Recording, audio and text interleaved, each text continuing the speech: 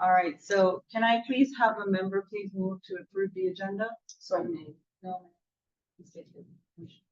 I move that we approve the agenda for tonight's meeting. Second. Great. The motion has been moved and seconded. Any objections? Seeing none, the agenda is unanimously adopted. So this evening, effective June 13th, 2024, Sarah Love resigned as state delegate to become state senator. So tonight we'll be appointing the individual to fill that unexpired 4-year term. There are 9 candidates that applied for this role and will be interviewed tonight. The names are as follows, and if you could just please rise if when I call your name: Melissa Bender, Diana Conway, Joe Hennessy, Jason Nunez, Steve Shapiro, Amol Tripathi, Heather Weaver, Scott Weber, and Teresa Woorman. Was this assigned seating or did everyone miraculously?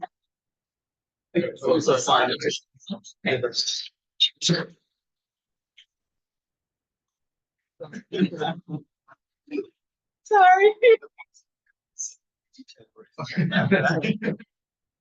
All right, everyone. So we're going to first begin with opening remarks. We ask that candidates please focus their remarks on their qualifications, experience, and interest on serving the delegate for the 16th legislative district and the work of the body of the Maryland General Assembly. So each candidate will have 2 minutes for opening statements. The timekeeper will hold card, which will be Marco, at 15 seconds and time. We will begin with the left and move this way, and we'll change the order up so that way it's not always, in the same order. So Melissa.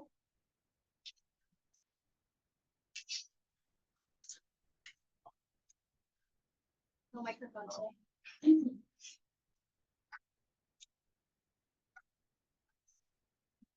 Thank you, Chair Ahmad, Vice Chair Luckett, and members of the committee for your leadership. My name is Melissa Bender, and I am a daughter of District 16, an MCPS graduate, a board member of both the Montgomery County Women's Democratic Club and the Young Democrats of Maryland, as well as an experienced House of Delegates Chief of Staff.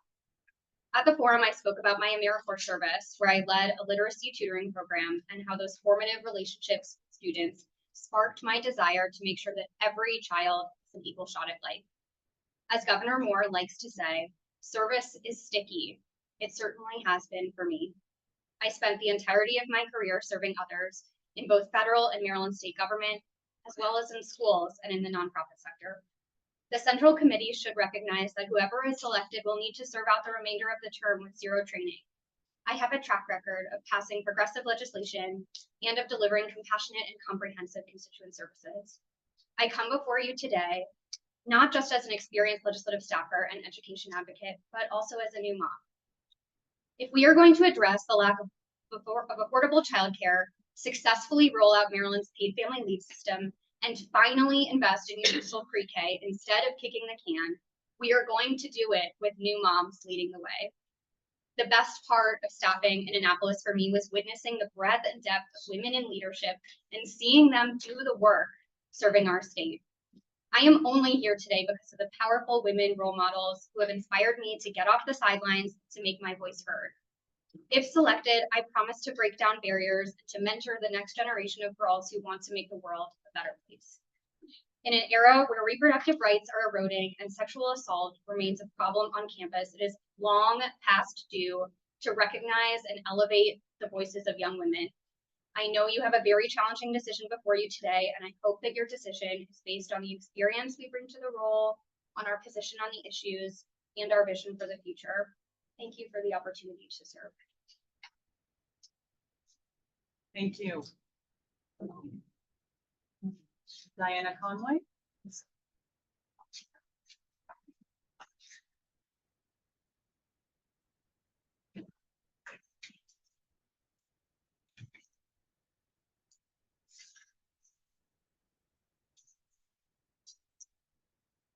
Good evening. There's an old adage that says the best way to predict the future is to create it. I spent the last 30 years working in the Democratic trenches do just that by supporting progressive causes and Democratic candidates. My activism is a commitment of the heart. For 3 decades, I've also served as a board member, founder, president, or volunteer, nonprofits, county and state boards and commissions. And I've worked long and hard to get Democrats elected. I'm a trustee of the State Democratic Party. I worked for nearly 4 years as president of the Montgomery County Women's Democratic Club, the largest and most active Democratic club in the state, and remain on the board. I've stood at early voting in the heat, hosted scores of events, including 14 last year. I've put up signs in the rain, canvassed, phone banked, postcarded, registered voters, marched in parades, and then cleaned up afterwards. I also have strong working relationships and friendships with our D16 and county delegation from years of policy advocacy with them and political campaigning for them. As a kid, my family moved countries every 2 years, leaving everything and everyone behind, and I am resilient. That's relevant because of the recent re-airing of my DUI and related charges from a decade ago. Like 48 million others in the US, I have a substance use disorder, I am an alcoholic, and I've been in recovery since that crisis 10 years ago. I work to stay sober, be of service, and help others in recovery. I'm one of the lucky ones. I have a loving and supportive family. This area has a remarkable recovery community, but not everyone in Maryland does, and we need to do better by them. If you send me to Annapolis, this will be part of my work alongside other things I'm better known for. So I ask for your vote to go do in Annapolis the work I love and that I'm good at, finding policy solutions in the public interest, and building the coalitions to enact them on behalf of my district, our county, and the state of Maryland.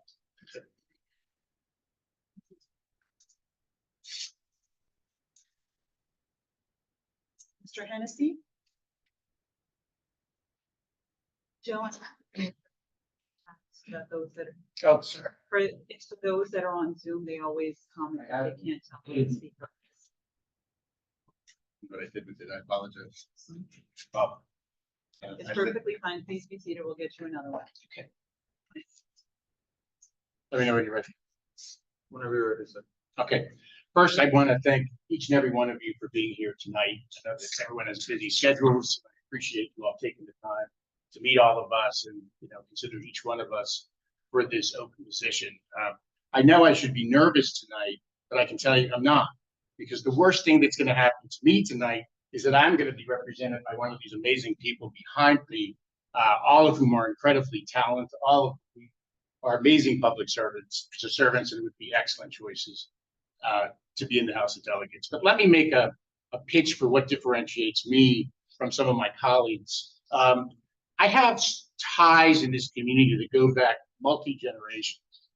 It's 2024. This is now the 50th anniversary of when my uncle, Devin Doolin, was elected to this House of Delegates in a very tumultuous time.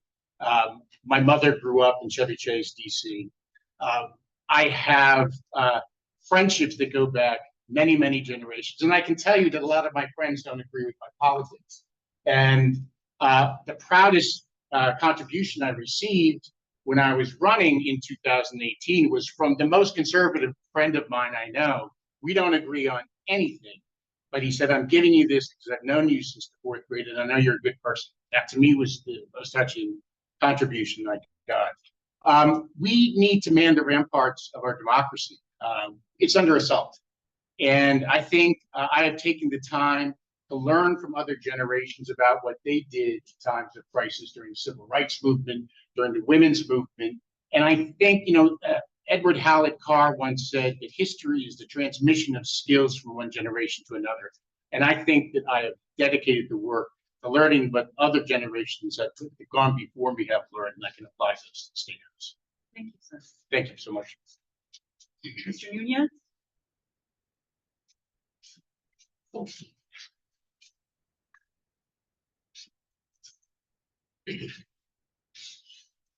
Thank you, Madam Chair. Thank you, Madam Vice Chair, and committee members. I wasn't raised like your typical D16 resident, but I have the same democratic values. I grew up in the Bronx, where I learned how to appreciate every soul, because you never know when your neighbor will no longer be with us.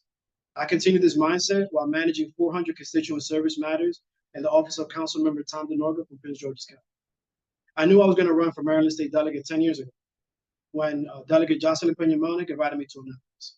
I saw that we need more representatives in the General Assembly with lived and practical experience, and I have been perfecting my craft ever since. While working for the Latino Caucus, I summarized over 100 bills and received a citation for restructuring the legislative review process. As the Chief of Staff to Maryland State Delegate Denny Taveras, I've drafted over 20 bills, 70 amendments, and I've helped pass or present legislation pertaining to public health, public safety, climate action, prison reform, and education. So I know which doors to knock on and which doors to kick open. I've also broken a few glass ceilings. I'm the first Dominican Chief of Staff in the history of the Maryland House of Delegates, and with your help, I'll be the first Dominican Maryland State Delegate in the history of Montgomery County. But my experience transcends Annapolis.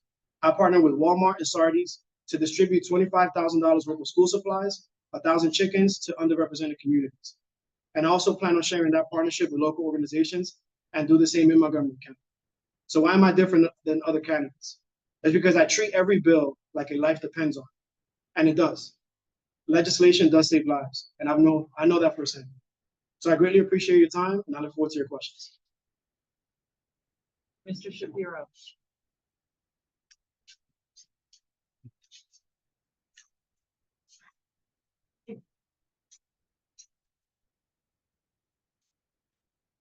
Good evening. My name is Steve Shapiro, and I'd be honored to serve as District 16's new delegate. My application materials and forum statement laid out why I may well be the best and most experienced bureaucrat among the candidates, and why that is a great background for a delegate. Tonight, I'd like to speak more on other aspects of my background and thoughts on serving in the House of Delegates. I've been a lifelong Maryland resident with family roots in Baltimore and Annapolis. My parents moved to the DC area, now District 21 or 47, when my father took a job with the US Patent Office. We moved to District 20 when I was 5. I graduated from Springbrook High School and I moved to District 16 over 30 years ago.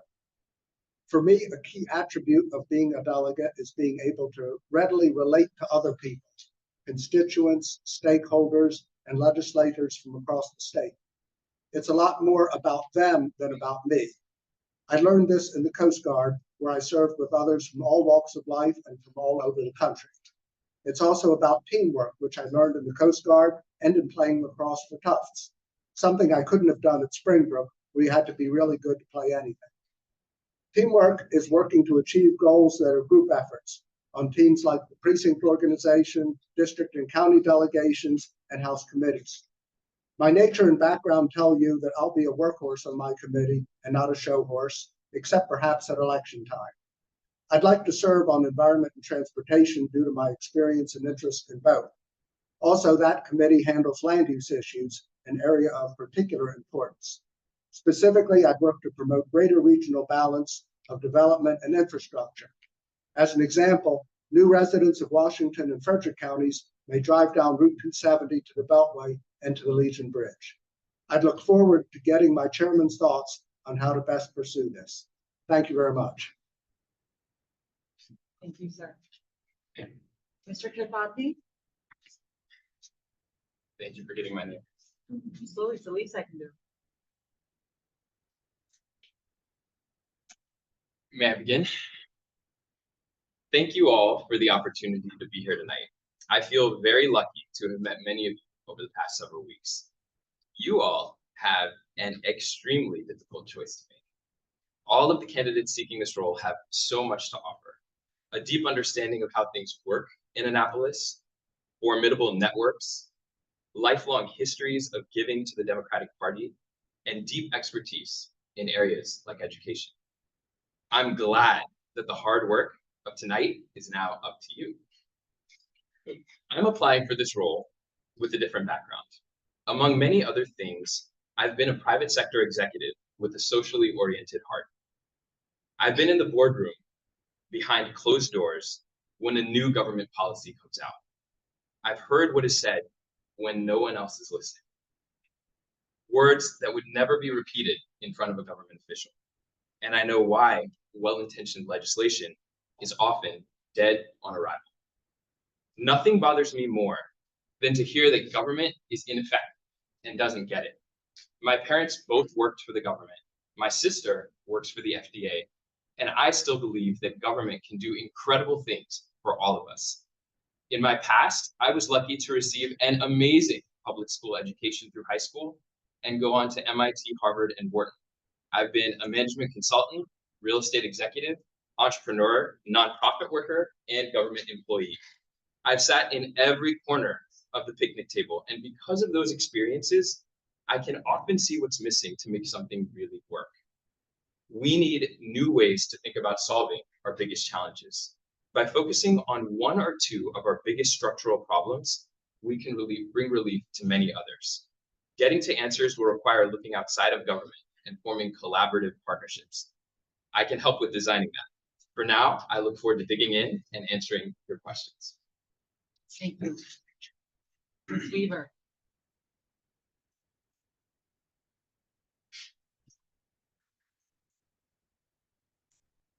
Good evening. Last week, I shared with you my background in education, specifically as a Montgomery County school public teacher in District 16 with communities that are not necessarily represented in Annapolis.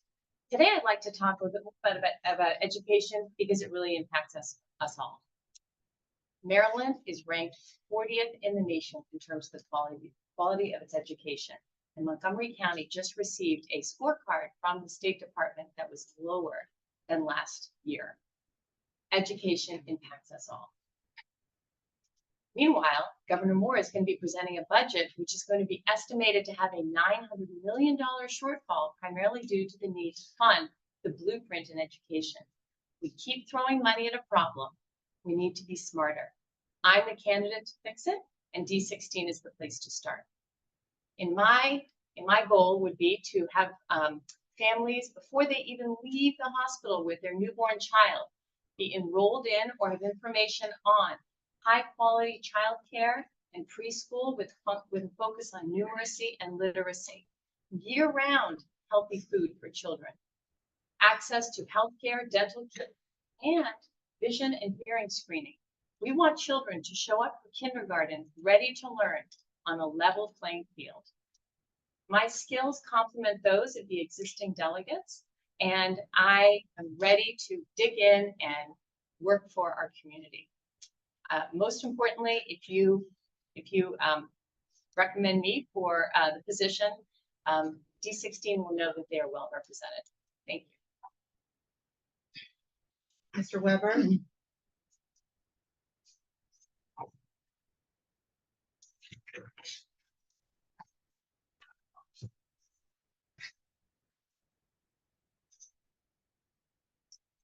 Greetings to all, especially those who are joining us online. For the record, applicant Scott Weber. I applied for the delegate seat vacated by my now Senator Sarah Love, but in reality, I have to say I'm sad to be here.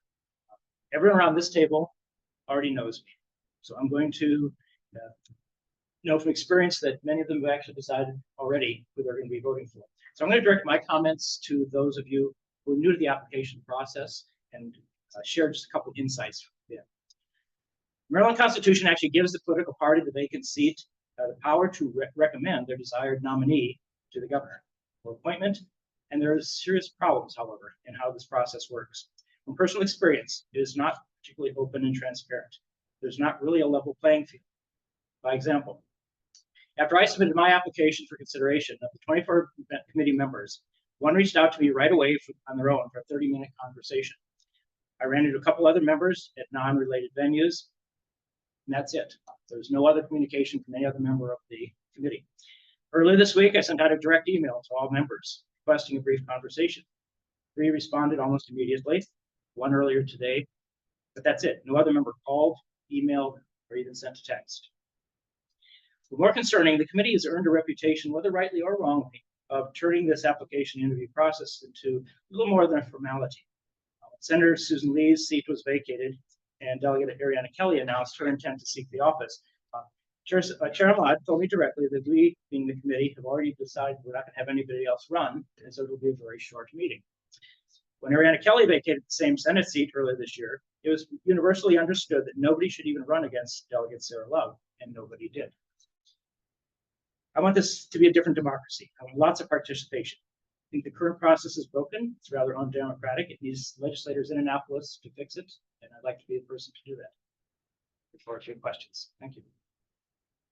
Thank you, Mr. Wood. Ms. Woorman.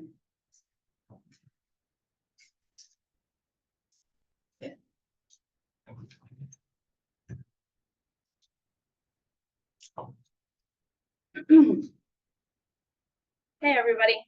I'm Teresa Woorman, and as I said at the candidates forum, I don't fit neatly into categories. I'm an immigrant from Mexico who graduated from NCPS, Montgomery College, and the University of Maryland. I'm a pro-choice Catholic married to a Jewish football player, and I can change an oil filter and speak 4 languages. I'm a young Democrat with the most Annapolis experience in this race and the most times appearing as a candidate on the ballot. But I'm not the only one who doesn't fit neatly into a box. My District 16 constituents also don't fit their stereotype. A lot of the rest of the state and some in Montgomery County think that District 16 streets are paved with gold and everyone in our district has a horse farm or a trust fund. But census data, the American Community Survey, tell a different story. 55% of households earn less than $200,000 a year. 27% of households earn less than $100,000 a year. 13% of households earn less than $50,000 a year, and 4.1% of D16 residents live below the poverty line. And 21% of these D16 residents are between the ages of 20 and 39. I promise to be a delegate for all the residents of District 16, young and old, rich and poor, and middle class. We're fortunate to live in a district where the affluent believe in helping the less fortunate, and I plan to ask them to do so. I wasn't asked a budget question at the candidates forum, and the governor just announced a bunch of spending cuts, but I plan to support making the state income tax more progressive to pay for important spending priorities, including educating our children, paving our roads and promoting public transportation, removing the snow if we ever get snow again, promoting the environment. I will fight for reproductive freedom, making healthcare accessible, affordable, and available for all, increasing resources for education at all levels, and supporting democracy. I look forward to your questions. Thank you.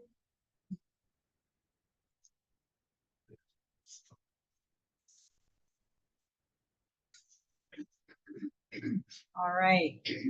Thank you, everyone, for your opening remarks. I want to also acknowledge a guest that we had arrived. She's walking away, but Bernie's correctly. All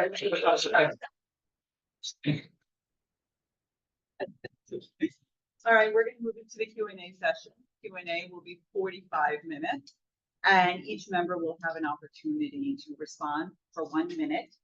We will have a timekeeper, Marco again, and he will hold time at 15 seconds and 1 minute.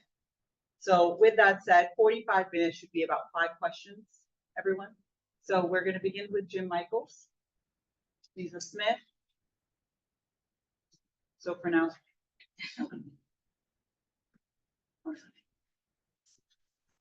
you can ask. No, do we come to the table? Yeah. Yes. All right. So, Mr. Michaels? Thank you. So, as a representative for District 16, first, I want to thank you all for stepping up and offering to work on behalf of the residents of District 16, of which I'm one. But I'd like to hear you tell us what you've learned about the District 16 residents that you hope to represent. So, based on your engagement with District 16 and its residents, what do you think is the top 1 or 2 issues that the residents face, and also think that the Maryland General Assembly can actually address and have an impact on? All right, so we're going to begin with question 1. We're going to move Mr. Shapiro this way, and then Melissa all the way to Jake.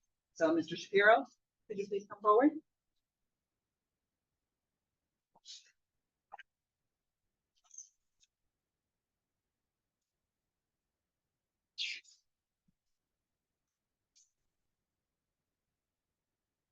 Jim, thank you for your question. The issues that come to my mind first are traffic and development and schools. Right now, we have the development going on at Westbard, which is a big thing for my neighbors and a lot of other folks who live off the Bass Ave River Road corridors. It's an important issue. Traffic seems to be getting worse in a lot of places, not necessarily getting better. And related to that is safety, as far as safety of the traffic, safety of pedestrians, safety of bicycles. I think one of the worst areas we have right now is the commercial district on River Road between Little Falls Parkway and Westmar. I think that that needs major work to make that safe. On schools, one issue that's concerned me is the number of parents in the district that have chosen to put their children in private school. Thank you. Thank you, Mr. Shapiro. Mr. Tripathi?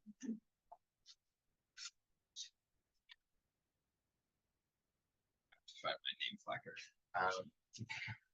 So I would agree with that. I think that transportation and schools have been two major issues that have come up quite a bit.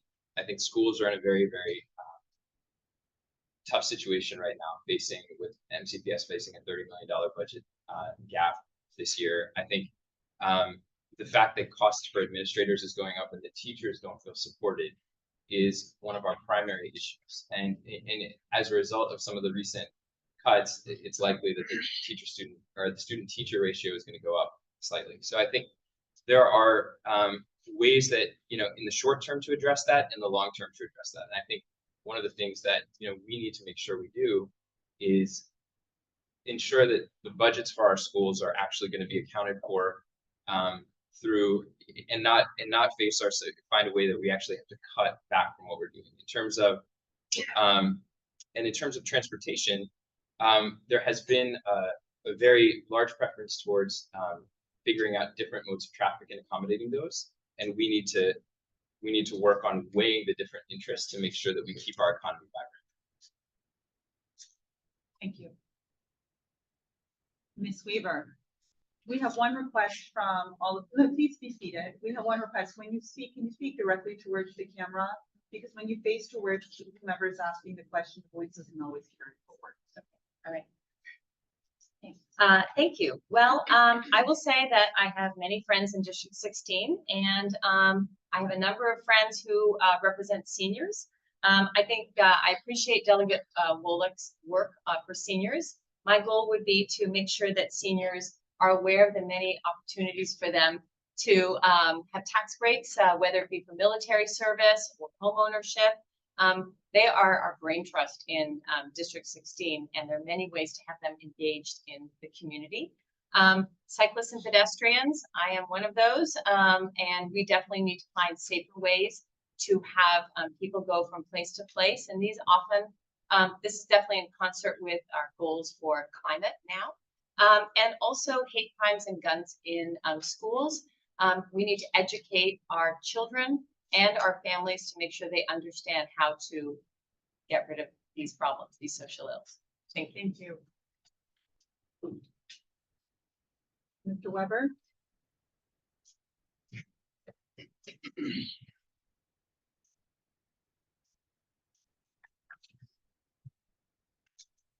Contrary to some of my colleagues, I actually think schools in District 16 are fairly well served. We've got excellent schools. We've gone through the revitalization of almost all of them. Thanks to our delegation in Annapolis, we've been well served, I believe, in the district. The biggest issue I would add that is still needing assessment is actually aging in place, similar to what Heather just mentioned. We have an aging population that is going to want to either stay in place or they're going to have to move. If they have to move and their children are going to have to take over the house, it's a transition that the concept of assisted living or retirement communities. We don't really have, besides Fox Hill, anything in our area that is, any of them are very expensive, like $8 to $10 to $12 to $15,000 a month. The idea of having systems in place for recreation, transportation, and then modifications of zoning to actually modify who can live there, whether it's through accessory dwelling units or splitting them up so that someone can be cooperative housing and get nursing and or care in the house would be beneficial very much to our D16 population. Thank you. Thank you. Ms. Woorman?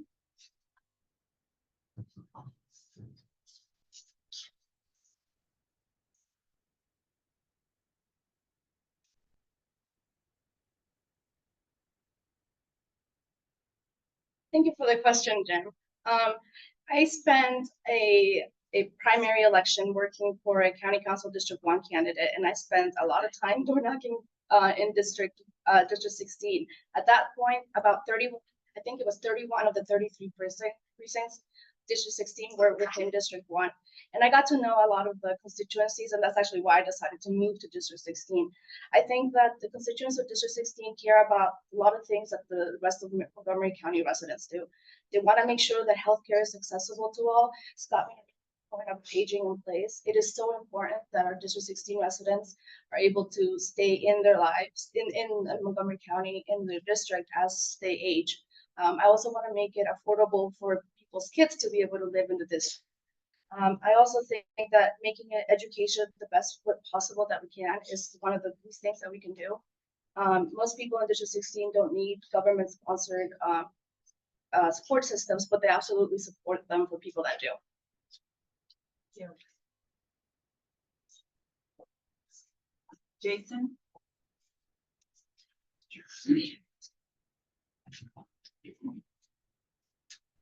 So my immediate family, they're in New York. So the family that I've built through the PTA and my daughter's school, they're my family, right? So they are residents of District 16. And two things that that my community believes that we could fix in Annapolis is transportation safety and also the making tuition affordable, right? So on my way to my daughter's school, we see 3 ghost bikes. Right, so ghost bikes are bicyclists who passed away from an accident, right? So we definitely need to lower down the speed limit and increase the fines, right? But in addition to that, I already presented legislation and passed legislation through the House of Delegates pertaining to transportation safety. So my daughter wanted seatbelts in school buses, so we went ahead and presented legislation that required the purchase of every new school bus to be equipped with seatbelts. And we'll also work with the new superintendent to make sure that high school students can graduate with their associates to limit the expense of time. Yeah.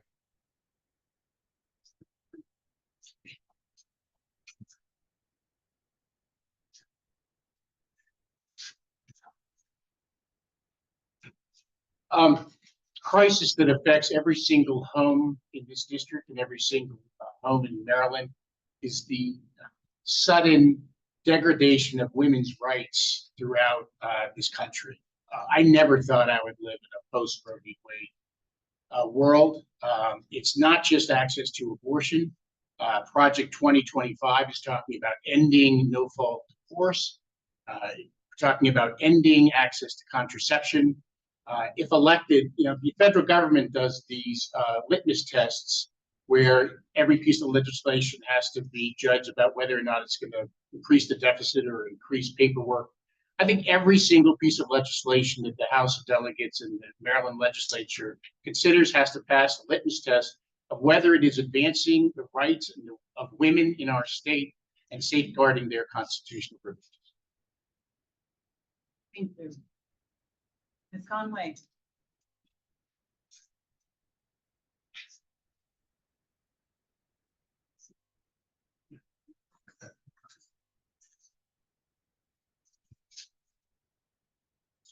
I think it's easy for us to all hit the top line items like transportation, housing, schools, environment.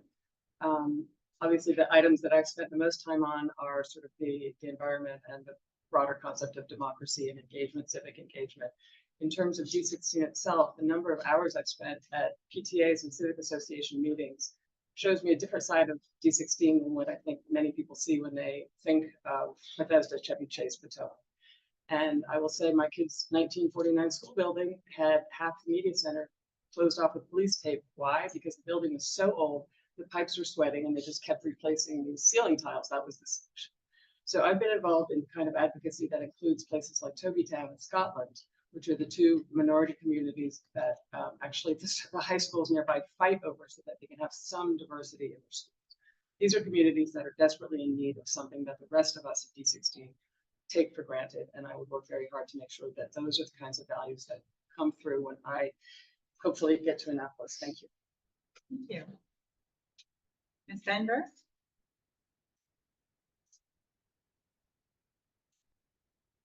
I want to thank you, Jim, for your question. I grew up in District 16. I attended Walter Johnson High School. I went to Bethesda United Methodist Church growing up.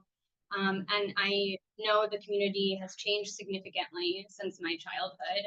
I really do think that District 16 is full of working families, both working families of young parents and of also aging seniors, which I think a lot of the other candidates have brought up today. And I think caregiving infrastructure really matters to people in this district, whether it's childcare and trying to figure out where to send your young child for high quality care while you're working and trying to bring home a salary, or similarly for our seniors who are needing occasionally like extra healthcare and medical services in the home. And I think that is particularly important in addition to the regular infrastructure of public transit. We have a lot of federal workers, and folks who work in the district in District 16, and I think Metro needs to be. Thank you. All right, we're going to proceed to question number 2. Lisa Smith. Okay, before my question, I have a comment. I first want to thank people who are here supporting your candidate. And I also like to thank the people who sent letters in. I happen to enjoy reading the letters. Unfortunately, and I agree with you, Scott, 150%. This is not a display of democracy. But those letters tell me a little bit about the candidate. It's a way of them casting their vote or who they like. So I do want to give a shout out to those people who did send in letters. But one day, Scott, hopefully we will be like the people in Virginia and Mississippi, and you will be able to cast a vote.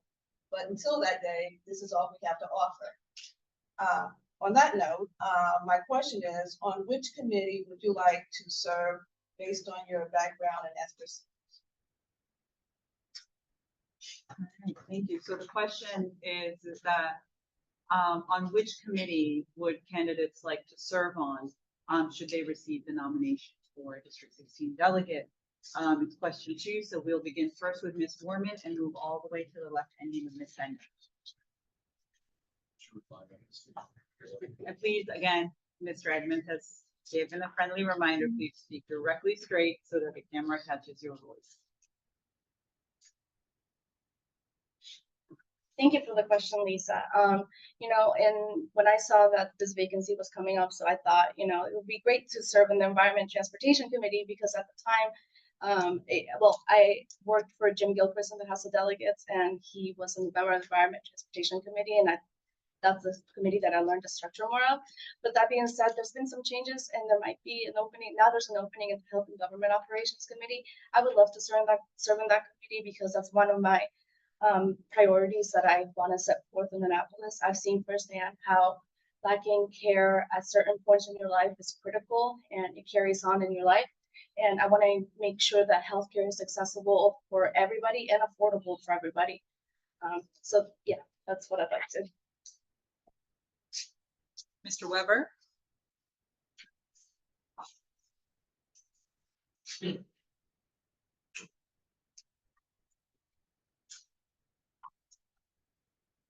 Forward.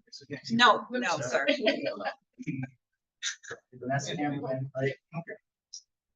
Without qualifications, DNC is good on. Housing is something I have been entrenched not only from a realtor family, but also a realtor who's been practicing real estate for a dozen years. As you may have read from Maryland Matters, I also have a whole lot of experience running through the foreclosure, the rental market. I've worked with everything from Progressive Market. I was their housing community chair for a while. I worked with other organizations for rent stabilization and affordable housing, workforce housing. So there's no question whatsoever that I'd like to be at the DNC committee, which handles housing matters in the state legislature, and work with our colleagues over in the Senate to pass some substantial housing stabilization legislation through my committee with my chairman. Thank you. Thank you. Is the video correct, fine? I know that people know it. Yes. Okay, great. Ms. Weaver.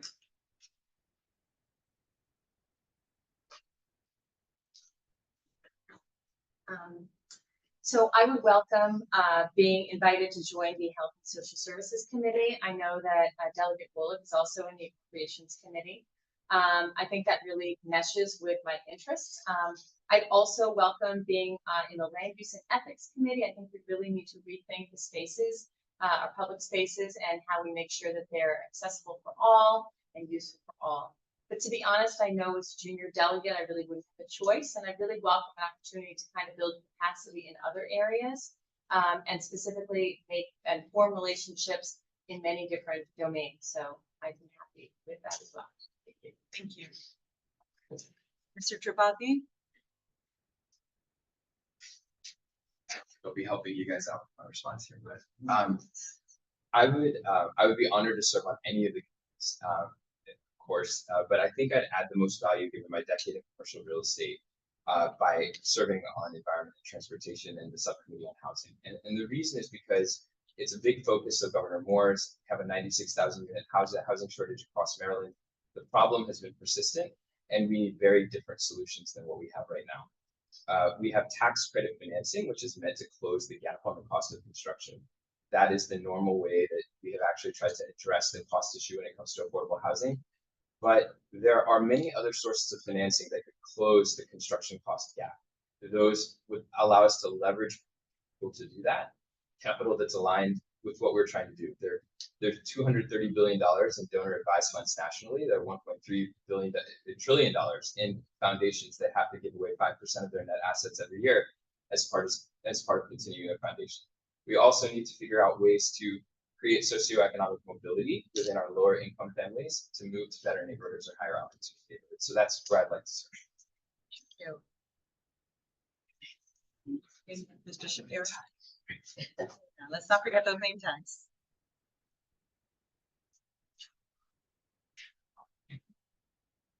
I've already spoken about my interest in serving on environment and transportation, if it would be most advantageous for the district to have two members on that committee. Other committees of interest to me would be Ways and Means, because of the significant amount of tax revenue that comes from District 16. Also very important to me is that Ways and Means deals with election law issues, and election law, particularly redistricting reform, has been almost a lifelong interest of mine. I would really like to do some useful things there. A couple other committees, Economic Matters, due to the amount of regulatory work that they oversee. My regulatory experience would be helpful there. And then Appropriations, due to my experience working on the federal budget when I was at the Commerce Department. Thank you. Mr. Nunez?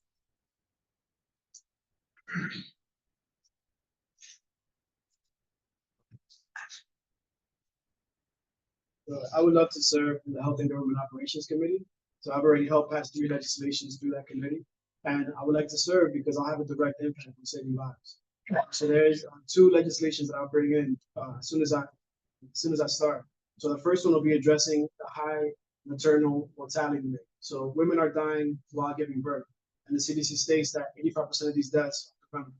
And the second thing is addressing the opioid issue. Right. So now the law currently states that a 12-year-old has the same right as an adult to deny service. Right. So to deny treatment for substance abuse. Right. So another thing, I'll increase that. I'll move that age range a little bit further up, just so we can have. We definitely need to protect our children. Right. And we just I have some time. So one of the legislations I passed through Health and Government Operations pertaining, it's called Rudy's Law. And so now, because of this law, we're the second state in the country that requires baby food manufacturers to test the label for heavy metals. Right. So thank you. I have more time. It was coming. Thank you. Mr. Hennessy?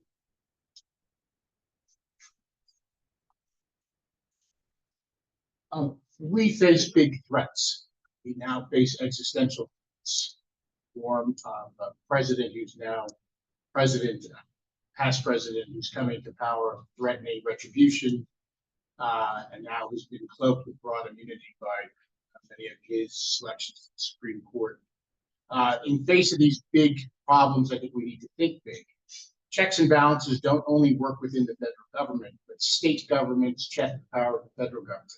And I think our legislature might be called upon to make changes in our Constitution to protect the rights of women that I just described, to ensure that there's a respect for the rule of law that is enforceable within the state of Maryland, notwithstanding immunity granted by the Supreme Court on a federal basis. And in that capacity, I would like to be a part of broad examination of the Maryland Constitution to see what we can do to strengthen it against the demagogues who are on their way if this election goes in favor of President Trump. Thank you. Ms. Conway.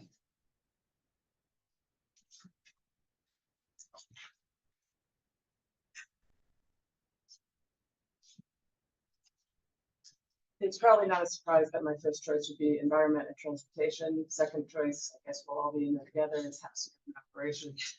I know both Chair Corman and Vice Chair Boyce very well. On ENT, and I know both Trustee Malik and Delegate Cullison very well. And be able to, I think, slot right in with the experience that I have from my advocacy, as well as the networks I've built through the different organizations I've been part of, including when I stopped being president of the Women's Democratic Club. I started the subcommittee we've never had in advocacy on sustainability and environment. People came out of the woodwork. 15 women immediately came forward with credible backgrounds on the Hill, at EPA. There's a huge demand to work specifically on the environment and what that's the bottle bill, playgrounds that are not toxic, getting the incinerator out of the tier 1 favored category that it's currently in, and preventing water contamination with both microplastics as well as our favorite chemical called PFAS, which is in your Teflon pan that hopefully you no longer use. Thank you.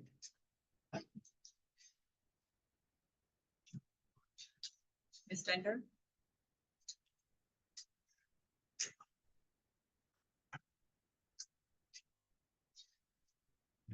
So prior to serving as a legislative staffer in Annapolis, I have pretty significant policy experience both on higher education, affordability and access, where I conducted survey research with community college leaders and administrators. I've also written my graduate thesis on collective impact initiatives, which support students from cradle and or the early childhood space all the way through higher ed. So for that reason, I would really love to support the education work that happens on the Ways and Means Committee. I have also staffed for a member who served on the House Judiciary Committee, and I know the juvenile justice portfolio really well. So I think I would be very glad to serve there. And after the 2 sessions I served with Delegate Davis on Judiciary, I moved up to committee staff for the House Health and Government Operations Committee during the pandemic, which, as you can imagine, was an interesting time to be there. So I would be very happy to return to my my roots on the Health and Government Operations Committee as well. I think there's a lot of places where I could be happy and have an impact, but if I were to choose, I would choose these. Thank you. All right, next question, question number 3.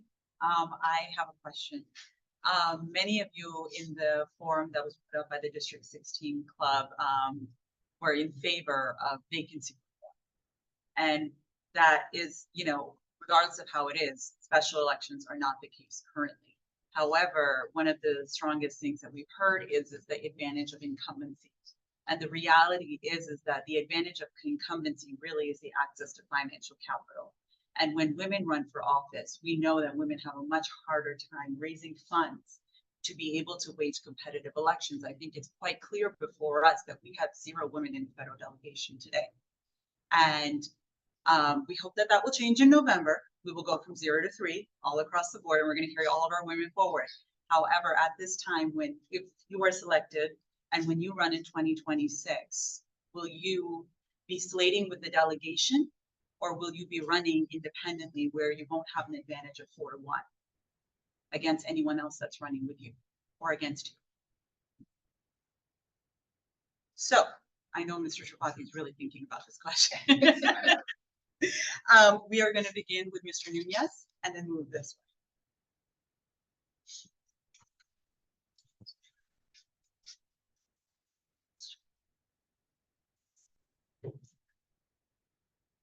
Thank you. This is a very important question, right? And I'm not in support of special elections because we shouldn't put the Democratic seat at risk. But I understand the issue is getting the community involved with this process. So that's why I did reach out to my community members to get the signature. Well, not the signature, get letters of support, because we have to engage our communities. That's why I will present legislation that will require anyone that is applying for this vacancy to obtain 250 signatures from the the residency from that district, right? Because they did you're right, because it is rough raising money. Right? I lost when I was raising money for the DLC. I lost 2 friends because and now every time I call them, they think I'm asking them for money. Right? So I definitely understand. Thank you. Mr. Hess? I have to give an honest answer, which is I don't know. There's a lot that can come up in the political debate between now and then. I know that in 2018, I was a little bit of a firebrand because I was so adamantly opposed to the Prime Act, which would have given $8 billion to Jeff Bezos and his Amazon build H2Q. And that, I guess, in some people's view, made me not a team player. But I think that based on my values, I need to speak out about that issue. So I can't make a blanket pledge that I will or will not be running as part of the slate. There's just too many unknowns. Ms. Conway?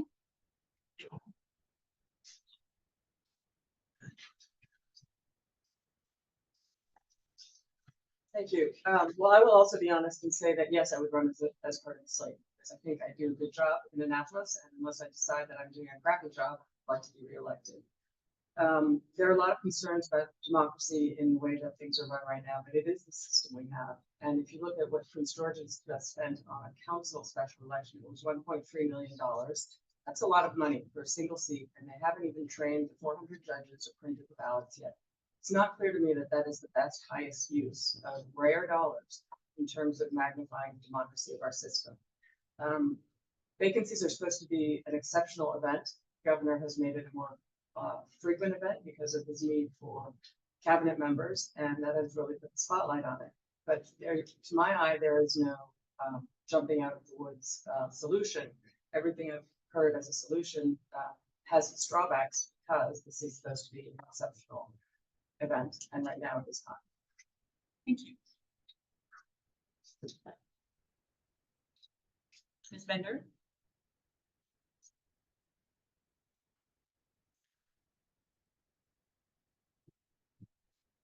First, I want to thank the chair for her interest and support for women candidates. I think it's absolutely crucial if we're ever going to break the glass ceiling and elect the first woman governor of Maryland, which I hope to do in my lifetime at some point, and be very glad to support her. However, I do take small question with your thoughts on women having challenges raising funds, because I think the vacancy also presents challenges for that.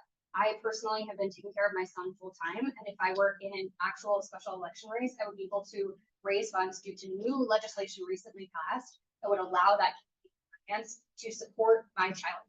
In a vacancy situation, I haven't been able to do that, and it's been a challenge for me and engaging with all of you. That being said, I think that, agreeing to be part of a slate isn't entirely up to whoever fills this vacancy. The other members of the delegation also agree. I have really good relationships with the folks who do sit on the delegation, and I hope they would accept me to be on their slate. But only time will tell.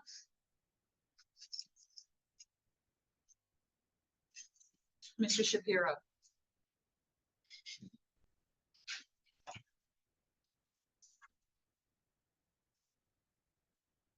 Thank you, Madam Chair.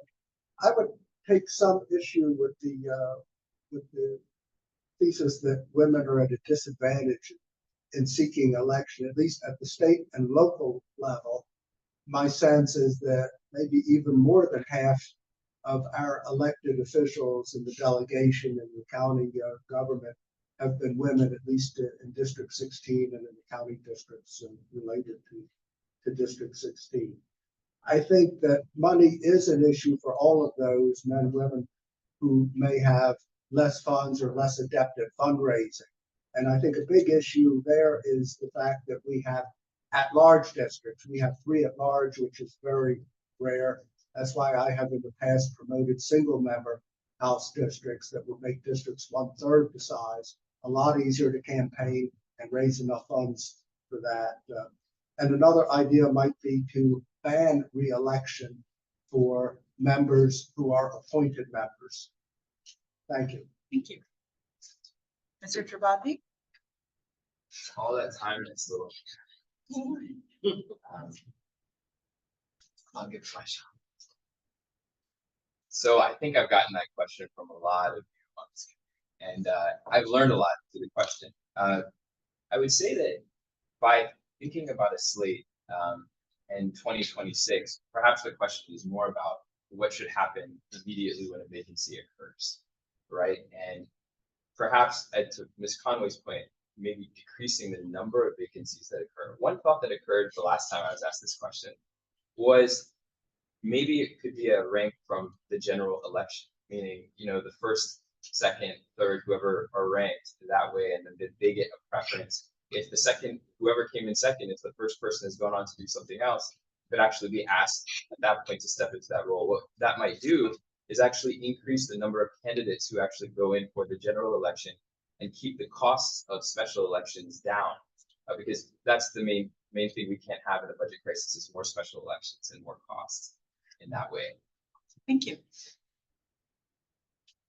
Ms. Weaver?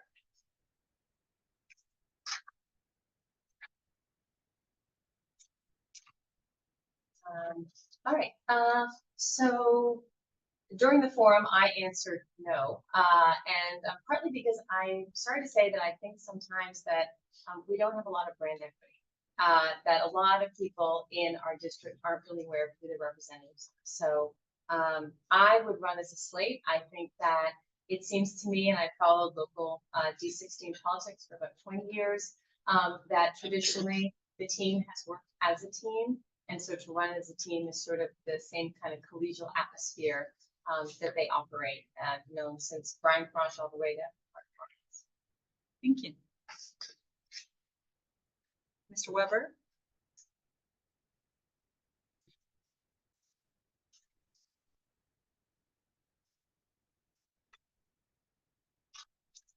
Without qualifications, I'm an unabashed democracy champion. I think elected officials should be elected.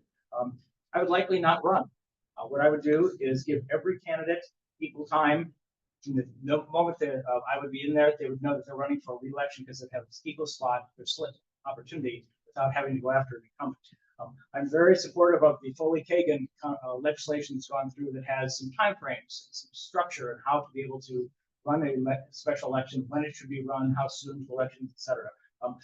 I have the opportunity of having targeted legislation, both housing and harm reduction, and I'd have virtually no learning curve. I would be able to hit the ground immediately as a knowledge expert, clearly actually at the top of the entire General Assembly with unique skills that I have. So I would work furiously every single day that I'm in, no fundraising, 100% focus on legislation, and then let the voters select who they would like to represent in the next session. Ms. Woorman?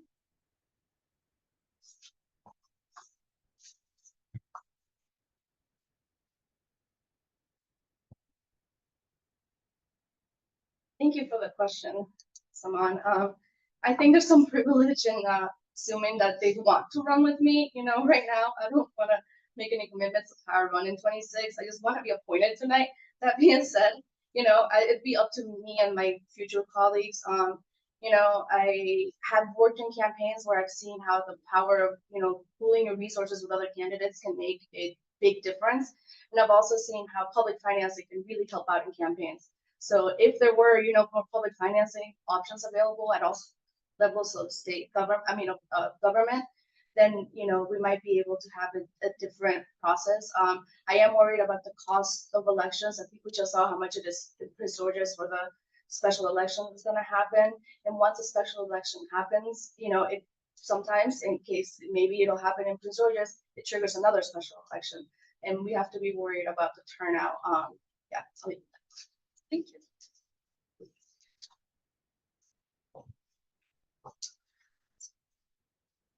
All right, quick don't worry. So quick recap, we have 4 more questions. Yeah, so Ed Fishman, then it'll be Mark, it's Jovi's question, right, that I'm gonna be reading? Okay, and then Michelle Whitaker, and then Will Roberts. All right.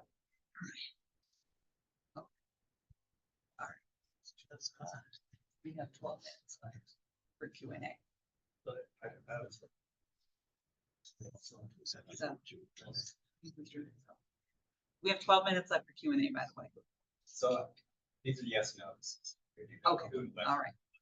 All right. Uh, So, Ed, go ahead with your question. Thank you all. Sorry that some of you won't make it. So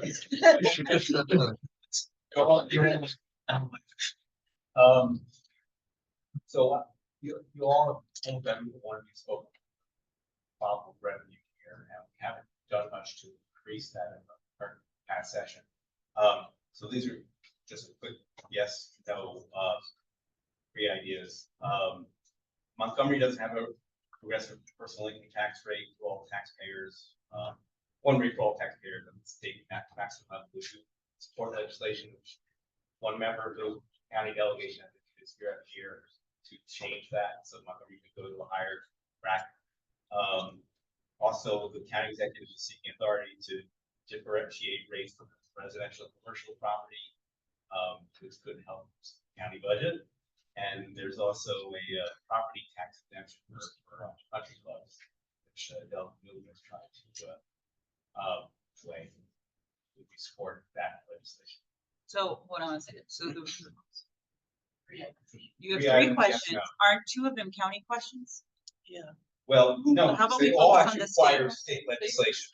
They all require state law. Okay, let's. Sure. let's Montgomery take- doesn't have a personal link. We have one tax rate for Montgomery County, all taxpayers. We support a higher bracket. Okay, and 1 question. 1 question, not 3. Just to be fair. Yeah, just to be fair for everybody. Sure, well, I'll leave. Which, can you repeat it again? No, personal income tax rate. Let's just support a higher tax bracket. Incomes above $250,000 higher tax brackets. All right, so we ended with Teresa. Steve?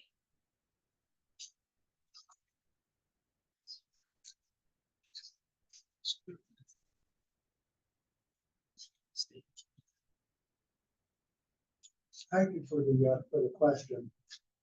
I would support maybe a slight increase for the upper levels, but I'm mindful of the fact that Maryland already has a fairly high tax rate when you consider the state tax plus the county tax. So once you're getting above 9%, then you're getting into some dangerous territory.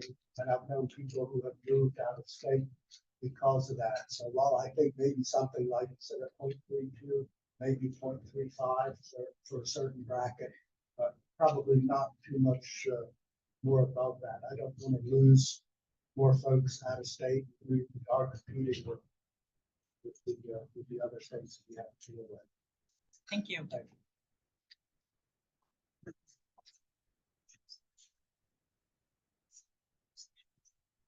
Jason?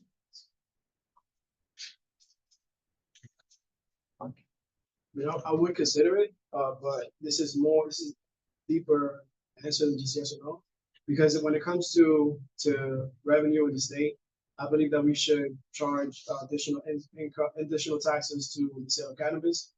They sold over $1 billion, right? So with the product, so I think we should increase taxes on that. As when they are cutting some resources, but we need to make sure that our resources aren't cut, referring to this community, right? Because during the recent budget, they cut $1 million from the blueprint pertaining to college and career readiness from our district. So even though we would like to bring more revenue, we still have to protect our community. Thank you. No, Amal Chapati? Yeah. We're kind of volleying. That's good. So I would agree with the last 2 answers. I'd say no to the higher bracket unless we've examined all other ways we could raise revenue. I think that you pointed out actually a couple of very good ways there in terms of differentiating between residential and commercial rates. If we create nice commercial districts that have higher taxes because they're actually providing opportunities for economic growth for companies, then that's a way we could actually fund more of what we need. When it comes to country clubs and property taxes, sure, that's another maybe easy way to get at the same question. As as Steve was pointing out, I think if we go to higher tax brackets for people who have options on their personal income, we'd be skating on very risky ground. And I think we should be very careful about using that and making sure we use it at the right time. Thank you. Mr. Hennessy.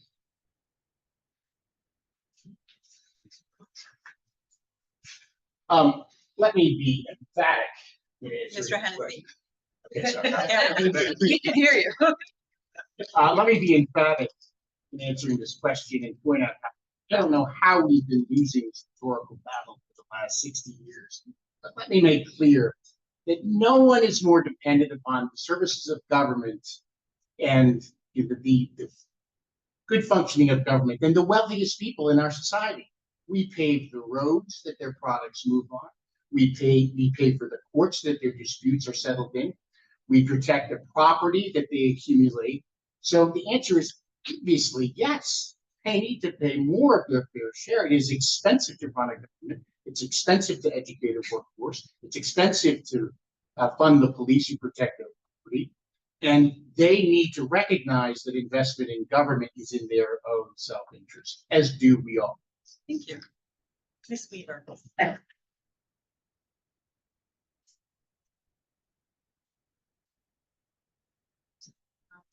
I would agree with raising the tax rate. And I also agree with Mr. Shapiro that we do lose our seniors to neighboring states with more advantageous places to retire. So I want to make sure that we have carve-outs for seniors, potentially find some other ways of having seniors engage in the community and earn tax credits, and also give individuals opportunities to earn tax credits for EVs, alternative forms of energy, but I would support it.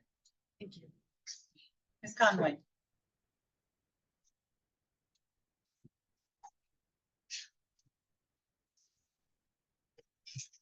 Thank you. So my answer is a qualified yes. I would support a progressive, I would always support a progressive tax structure.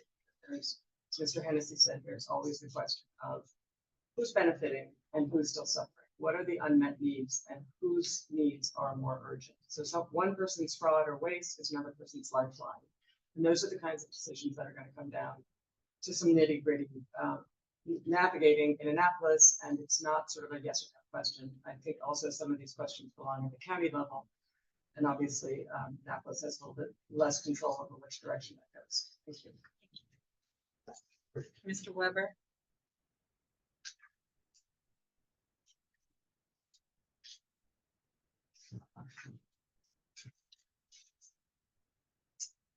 I strongly support a progressive tax system. I do believe that those who can pay more should pay more.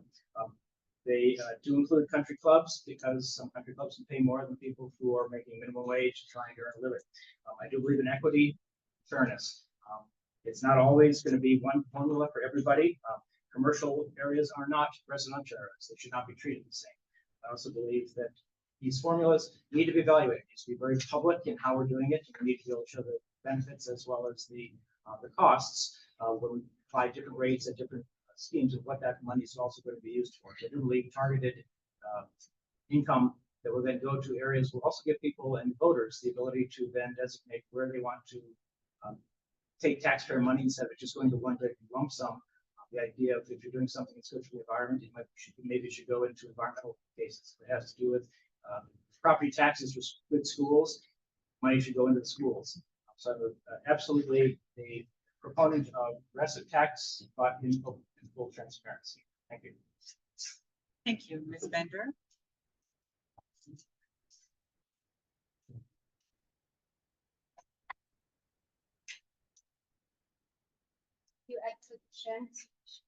I'm a student of comparative public policy, and I think some of our best ideas can come from other states. And I think in the question of the progressive income tax, the state of Massachusetts actually just passed an initiative, I believe it was earlier this year, to create a millionaire's tax. And they specifically targeted it towards funding, education, and transportation. And that's a really great idea that we could use here in Maryland to help pay for the blueprint, which has a very large fiscal price tag, And I also think, this is the question of our time. Like, the governor is going to be put in a very challenging fiscal situation over the upcoming years. We already saw that with the cuts that he proposed today. And we need to be thoughtful and strategic about the revenue choices we make to help fund our priorities. Thank you. Ms. Woorman.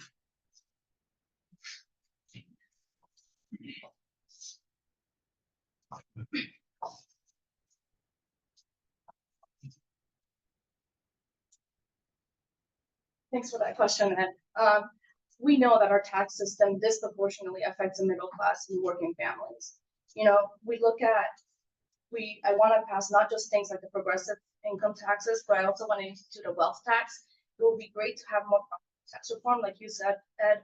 The Virginia Republican legislature gave counties the authorities to raise residential tax, to have different tax rates for residential and commercial properties. And as a result of that, Montgomery County has lowest tax rates on commercial property in the DMV. I want to also make sure that we're closing corporate loopholes and having a surtax on the highest profit corporations in the state. So that was not a yes question. Sometimes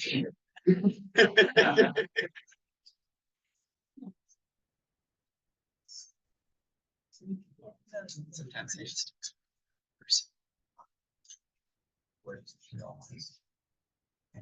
All right, so the next question we have is from Joby Lopez, and I'll read it out.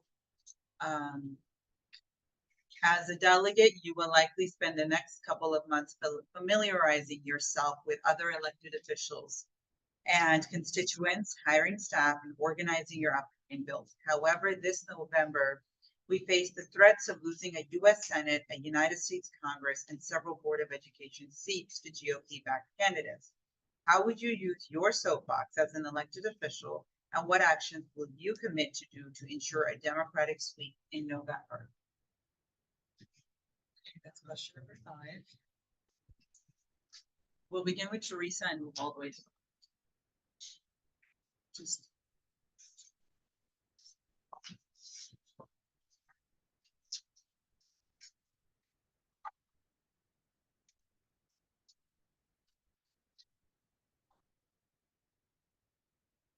Thank you for that question.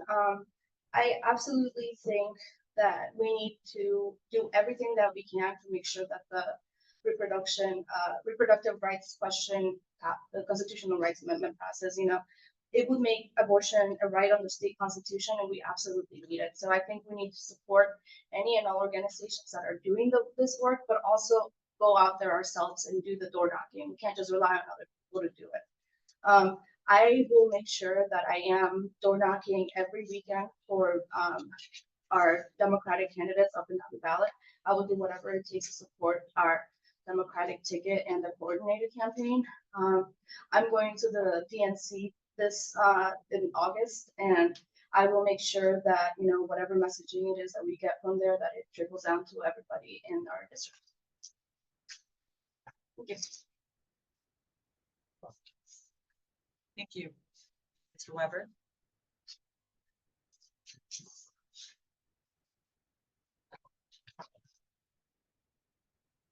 I've been a grassroots organizer for decades. I would basically put the equation into rally the troops. There are all sorts of organizations and clubs and houses of worship that are already established. They've got the infrastructure. We just need to get them all going in the same direction. The idea of having a coordinated campaign is intended to have a coordinated campaign. They've got the idea, they've got the resources, they have the direction. Everyone is following that. They don't need to reinvent how to run a campaign. They just need to be there to supply the time, effort, and work.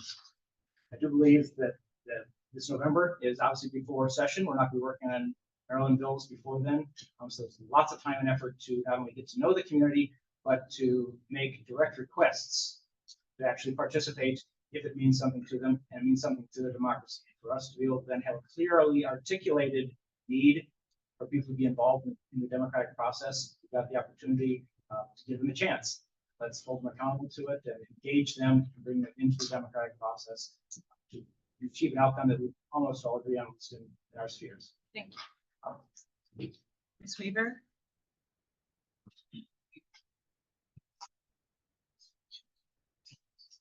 I think many of us wake up with sort of a knot in our stomach. I would treat this upcoming campaign or this fall as our own. We need to engage voters in underrepresented communities, whether it's within District 16 or Montgomery County, or in counties in Maryland that don't have a strong Democratic turnout, and do our best to try and increase that counties like Talbot, Hartford, Queen Anne's, and Baltimore County. Also, find ways to reduce barriers to voting. I know that the drive-up voting option just was enacted, and that something maybe not everybody who has mobility issues knows about. So it really has to be a campaign for all of us. I recently actually contributed to a Democrat in Nebraska because it's a split state and it is a battleground. So we need to treat every location as if it's our own. Thank you. Mr. Tripathi? The question is a really crucial one, and I think that we have a number of different opportunities. One is that, you know, as a delegate, you can get folks that are undecided to follow your LinkedIn and follow social media that you post. I think if we end up going to events where there are more undecided voters, really, because the Democrats are going to hopefully vote for Democrats, I think then we might be able to actually sway more of the population and make sure that we win crucial elections. Like I think it's crucial here. Also, Brooks is running against Hogan. We know that you know, Hogan was our governor for so long, and folks are really they're inclined to like him. But the issues at stake in November are so much larger than their like for Hogan. And I think we as delegates need to make sure that we get out to those communities, those that are undecided voters, really most important. And as their delegate, we represent everyone, you know, and we can use that as a way to kind of create a new conduit and use technology to make sure we get our message across. Thank you. Mr. Shapiro? Thank you for that. I think the most important race that we're looking at in this area is probably the 6th congressional district race in the Up County and in Western Maryland. That race is nearly even in terms of the ratio of Democrats and Republicans that live in that district. It's very important that we keep that as a Democratic seat. I think whatever we can do to try to encourage interest and turnout, particularly in the Montgomery County portion of the district, to be sure people understand how important of an election that is. There may be some things that we can do in the Western Maryland counties as well, but I think the most important thing is right up home in the northern part of Montgomery County. Mr. Nunez?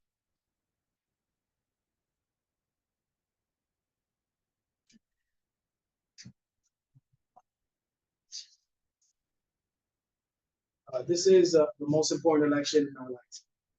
Right, so what I am currently the chairman for the Latino Diversity Leadership Council, and I also sit on the executive committee for the Democratic Party. Right, so I created a pipeline directly from the Democratic National Committee. I created the Maryland Latino DNC Advisory Committee. And so we have a pipeline of resources of literature in Spanish and also media support from the DNC. Right, so I will be helping April Delaney with her campaign. And also I've been speaking with the Democratic Party and also County Executive also Brooks' his presence in the Latino community across the state. Right, so we need all hands on deck. And so if appointed, I will be helping our neighbors in Pennsylvania and Virginia, because Spanish is my first language. And right now I'm thinking in Spanish and translating it in English. Right, so I will be reaching out to those representatives, because Rudy's Law is being introduced in Pennsylvania as well. And so I have a relationship with some of the representatives. Mr. Hennessy?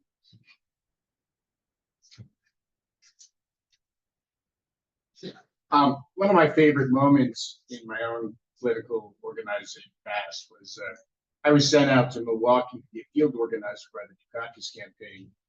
And I was told when I arrived that they were having trouble organizing students. There seemed to be a lack of interest. So I drove to the University of Wisconsin campus. I walked into the student union. I stood on a table and I just started yelling at people. And I started giving a speech. I got some trash thrown in my direction. But the most important thing was I got an absolutely dedicated core of volunteers who helped me with all the other tasks that I did in that election, from organizing people's rides to the polls, etc. I brought that passion to Pennsylvania, Ohio, Virginia. I canvassed in almost every single election that's been held in Maryland. So that is my value add. I'm not afraid to get up on a soapbox and speak from the heart about what I believe in, and I believe the Democratic Party is the picture forever. Thank you, Ms. Comm.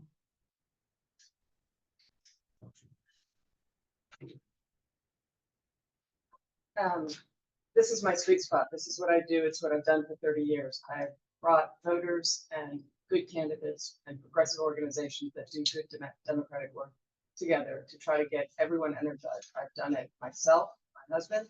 I've done it through organizations like Emerge Maryland, on which I'm the board of, and the League of Conservation Voters. We brought voters into that room, and these are people who get energized to turn out and vote and get their own members to turn out. Same with public employees for environmental responsibility. These are, again, activists, Democrats, environmentalists who are really good at turning out voters on their issues. I'm a trustee of the state Democratic Party, so I'll be working with them. I've been in with Angela Alsobrooks from the beginning. I've been Maple Delaney for years. I'm working with her. I agree the 6th district is the most risky, and we have to win the Senate seat. The main message that I urge you to give out on the Senate seat is, yeah, Hogan's a lovely guy. Who do you want to have that 51st vote? Thank you. Ms. Greenberg.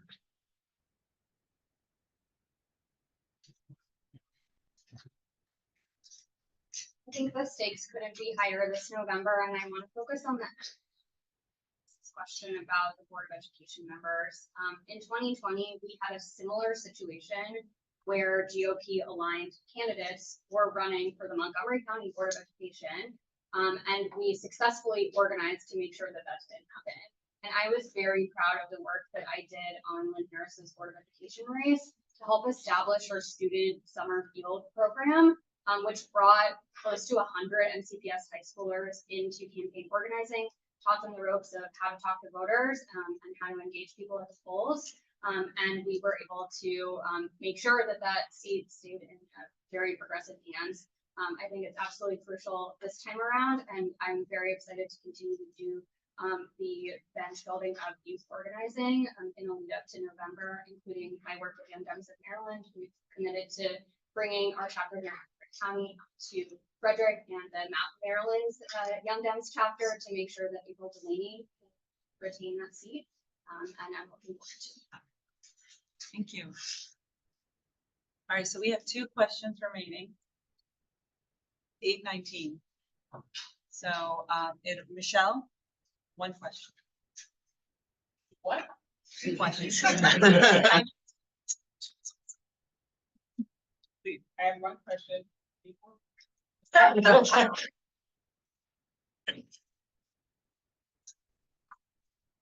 So actually, I know I shared this, please thank all of you for the factors a lot. In your community and that shared with us both today and at the previous forum, and appreciate the backgrounds that you shared on what you've been doing in your career. For Maryland, we've talked a little bit about democracy. The state ranks 39, it's a D for women's representation. In terms of competitiveness, voter participation, and representation, it can either be in the middle, the state can be in the middle of the pack or low in terms of where representation is for women, for color, for diversity of ideological diversity, as well as just issues that are critical to our communities. So if you could share what are 3 democracy reforms that you would support and move forward for Marylanders and why? Okay. That's 4 cards.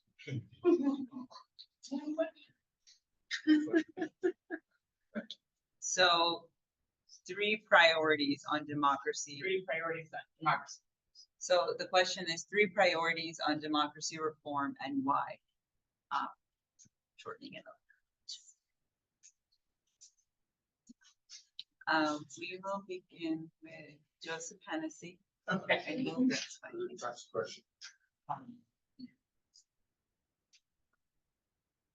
That is a extremely broad question, democracy reform. I have to believe one of the things you're getting at is ensuring the right to vote, access to ballot votes, everything we can do to ensure that it's got to be done. We saw the Supreme Court eviscerate the Voting Rights Act, which was beginning of the long decline. We need to vigorously enforce people's right to get to the ballot. It seems oxymoronic. You have a man here saying that the most important issues facing the state of Maryland are women's rights, but you need advocates, you need allies. I endorse Sarah Love. There was no quid pro quo. I recognize she was an extremely qualified candidate, but I think that sometimes men can be as powerful as allies in the legislature as fellow women. But that's a broad question. I'm happy to follow up.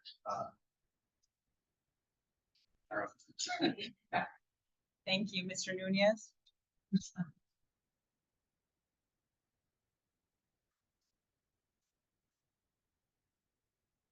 Representation definitely matters. Right? And my daughter sees you, and she has a mirror of what to expect in her life. Right? But when we think about representation in Annapolis, I mean, there's 7 delegates that are Latino, and one of them is a Republican. Right? And we don't have any Latinos in the Senate. Right? And even though Latinos make up, they pay about $13 billion in state and local taxes. And in addition to that, the comptroller, she published a report stating that the Latino workforce is actually driving the economy in the state. Right? So we do, even today you guys have a chance to bring an 8th Latino vote to the state. But not only because I'm Latino, but because in addition to being Latino, is that I'm qualified. Thank you. Thank you. Mr. Shapiro.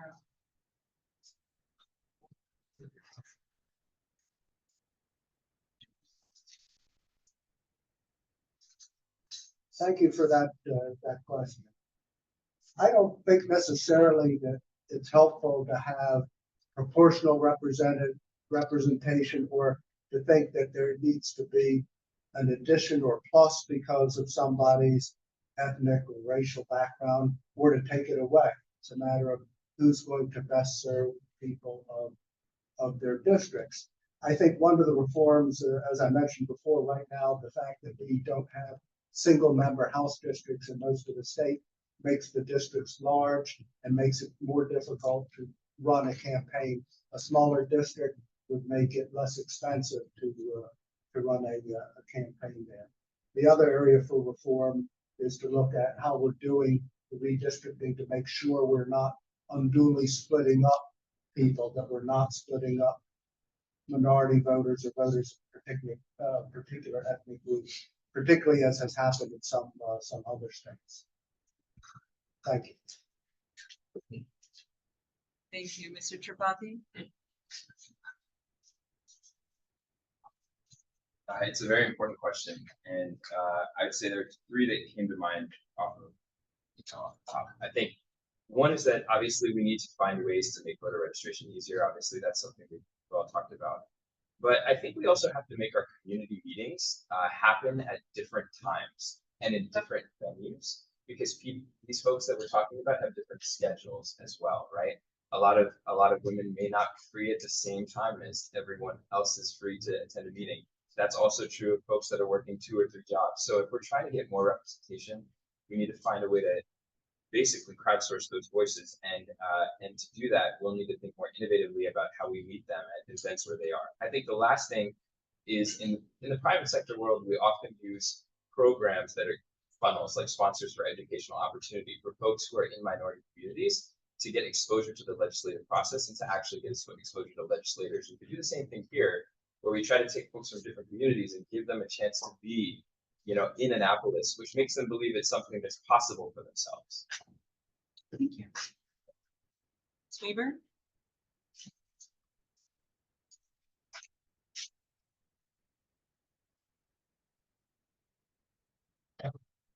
A few things that I would want to look into or focus on, and that is women's reproductive health. And that, of course, cuts across all ethnicities. I'd want to make sure that those services are available to everyone. I know that it's on the ballot, or it's being discussed as being enshrined in the Constitution. We want to make sure that those services are available in English and Spanish and French, to include Creole and Patois and Chinese, which are major languages in our community. I'd also want to make sure that we have undocumented families. I myself, I'm an immigrant, and I spoke earlier about my goal of having education available for all students and having them on a level playing field. And lastly, I'd want to make sure that we enshrine death with dignity as an option for all families. I think it helps everyone, and it's beneficial. It's human healthcare.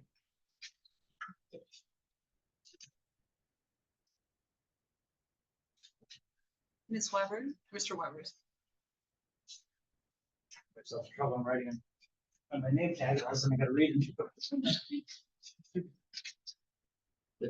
The three forms essentially would be voter access. We're doing a really good job in Maryland, and recently we've done a significant legislation that makes, whether it's through a drop off or it's mail in, whether it's early voting, we're doing a good job with that. We need to find anywhere that it's not working. We need to make sure that it does, that anybody can get access to participate in the democratic process. Second, I'm going to finish Amal's thoughts about the concept of ensuring and advocating and advertising in communities, where the communities live, how they communicate, how they're able to aggregate. We've got to make sure diversity includes the time of participation, place of participation, and the means. Many communities, for better or worse, that come from outside our own democracy, are not accustomed to democracy. They don't have participative democracy in their DNA. So we need to not only encourage it, show people how they can be part of it, and make the benefits that are of democracy clearly available so they participate. And the third one I would do is I would advocate for special elections. Ms. Woorman?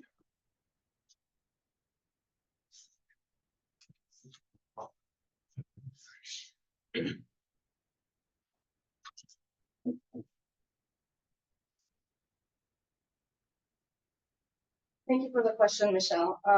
I'm a democracy enthusiast, and I know a little bit more about close elections than most people do, and the recounts of who.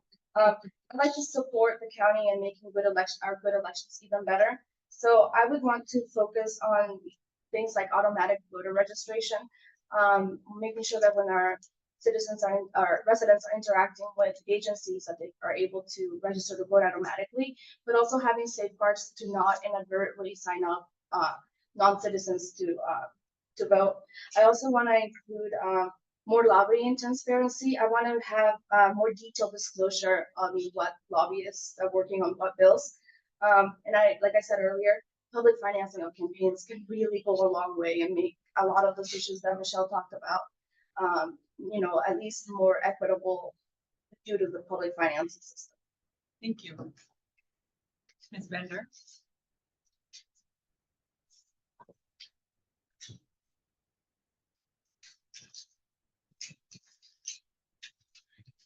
Thank you, Michelle, for your question. I'd like to specifically talk about youth ballot access.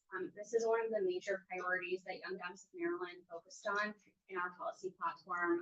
I chair our legislative committee, and we were very excited to support 2 bills in front of the legislature this session that would improve students and young people in general's access to the polls, one of which would have lowered the voting age to the voter registration age to 5 years and 9 months to allow young people, when they're getting their learner's permit, to also register to vote.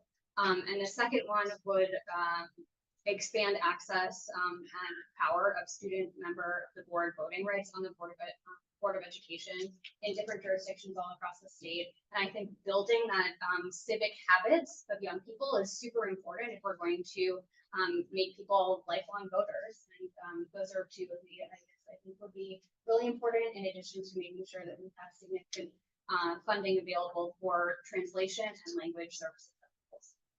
Thank you. Conway.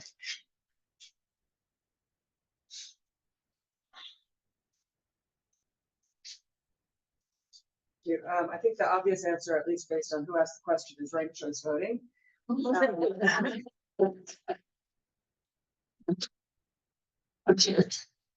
would say definitely seeing organizations like Emerge, trying to replicate those more broadly to encourage people not only to run, but also on the same premise to sign up and be part of the voting population. Foreign language materials. We were having a WDC event with John Sarbanes, and we got a call from a friend at the Board of Elections saying, at the time it was run by Republicans, saying they're about to chop the foreign language materials. You want to come? So literally we decamped and went to the Board of Elections and sat in the room, and a couple of us got to testify and dared them, and they didn't dare. So the foreign language part is very dear to my heart. I also speak French and Spanish, so I get it. And really things that we can do to create confidence in the process, because that is, as all of our institutions, that is part of the cost of what we've gone through for the last 8 years. And I'm not sure how to do the confidence part, but the ranked choice voting, the public financing, programs like Emerge. Thank you.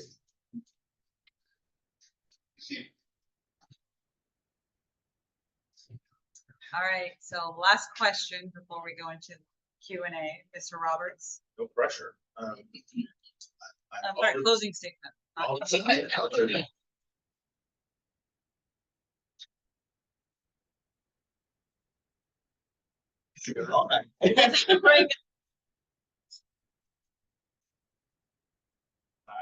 stands between you and the break, so I will try to be brief. I want to echo thanks to folks have given you all for not just for your participation in the process, but for coming forward in the first place. It is not easy. As somebody who's run for office before, not easy to put yourself up for public scrutiny by this group of strangers, by the press, hi Josh, or anybody else. And so appreciate the transparency and the dignity that you've all brought to the process. So thanks for coming out. So this question, I think, is kind of a corollary to Jim's question. Hopefully it's not the same one, because then you'll be really pissed at me. This is the what have you done for D16 lately question. A lot of you have spoken very eloquently about your interest and your background. I'm really interested in hearing from folks about the things that you have done in your districts or your communities, the issues that you've worked on that have made an impact on that surrounding community. So imagine we're not in this well-appointed room in Rockville, but we're standing outside an early voting center and you're running for re-election. I'm on the way to the door. What's the one thing you would want me to know that you've actually done in the community to make my life better as a 16 resident, which I'm not. But All right, so we're going to begin with Heather Weaver.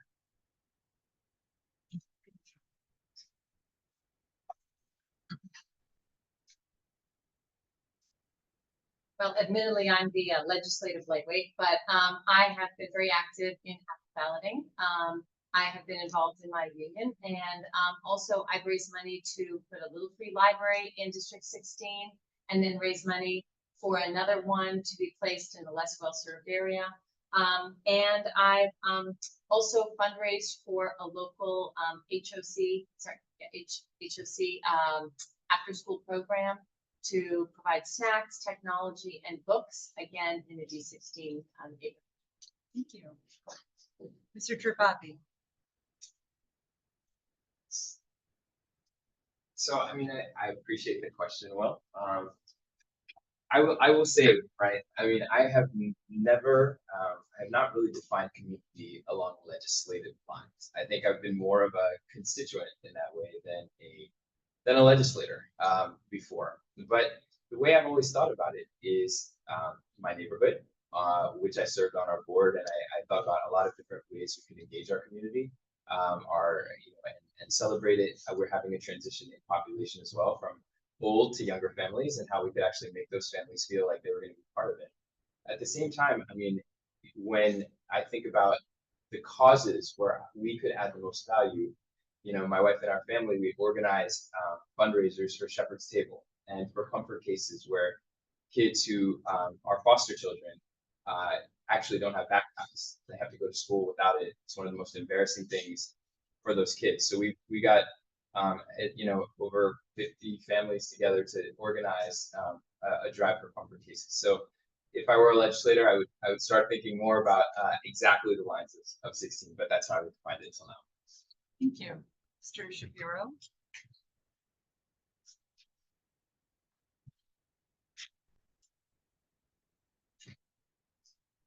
Thank you, Bill. The project I've worked on most recently has been the Little Falls Parkway. Little Falls Parkway in D16 connects downtown Bethesda with the River Road and Mass Avenue corridors. The parkway was built in 1957 and has served very well since that time. There was a legitimate safety issue now where the relatively new Catholic Crescent Trail crosses the parkway. That there's now consensus on how that's being dealt with. The controversies remain over what to do with the rest of the parkway. The park staff has wanted to make it a 2-lane road, 25 miles an hour, because their other parkways are that way. I've worked hard on efforts. I don't know how much public testimony I've given, how many letters I've written, working with other neighbors to bring about a compromise. And even though it's not perfect, I was very happy with the compromise that Councilmember Friedson was able to work out. Thank you. Thank you. Mr. Nunez?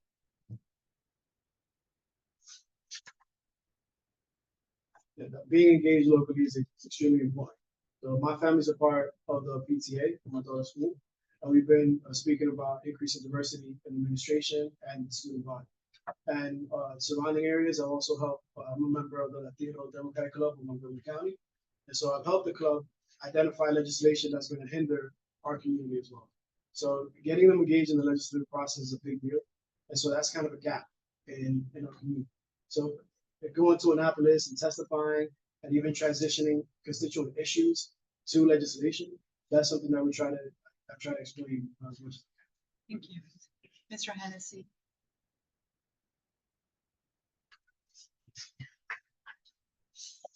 So the facial answer to the question is I've been involved. I have 4 children, all of whom are products of the Montgomery County public school system. And I have one of the few dads who's an active member of the Parent Teacher Associations at Rosemary Hills, Chevy Chase Elementary, very active. Reclaiming my time. But there's a deeper. Sorry. Mr. Fishman? How is Joe Biden doing?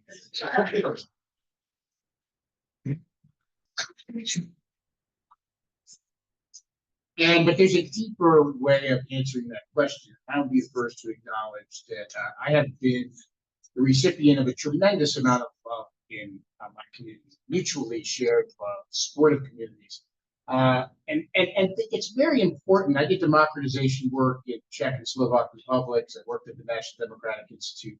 It is so important that you build a strong civil society as a foundation for democracy. I spend probably every 2 weeks going to a funeral in this neighborhood because people mean something to me. Their lives are worth recognizing. And I think that recognition of the value role that people had in your life is such an important part of establishing a foundation for our democratic government. Thank you.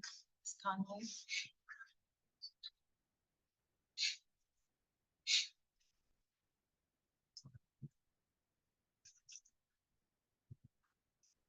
This is a pretty easy one for me. It started, as I said, at Potomac Elementary School when I found myself forced to save a first of the nation Chinese immersion program that was being threatened because a school board member thought second grade test scores that were struggling with kids which learned to be bilingual meant that we should close all the immersion programs. So I created a coalition. We actually saved all of them and opened the second Chinese immersion program. I helped save Seven Locks Elementary School when a former county executive wanted to close it down for his friends to develop. And as a result of that coalition, we had several members of that coalition, one of whom works as the chief of staff for my council member, Andrew Friedson.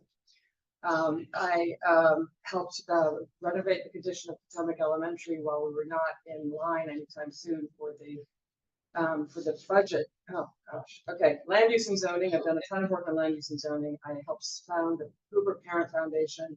I helped welcome the mosque that landed across the street when they came to meet with me and asked if it was gonna be a problem. It was not. Thank you. Ms. Bender?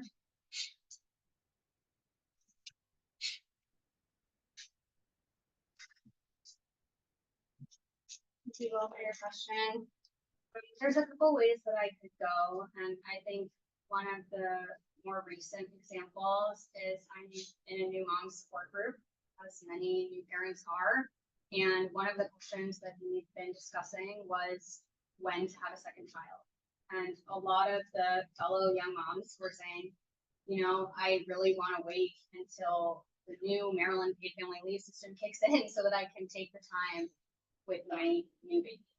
And I had to go back to that group of 10 young moms, all from Montgomery County, and tell them that the General Assembly is kicking the can on implementation. And it's going to be a whole another 6 months. So when you're thinking about family planning, you also have to think about the arcane changes in dates that the General Assembly is doing that are going to affect your life and your livelihood.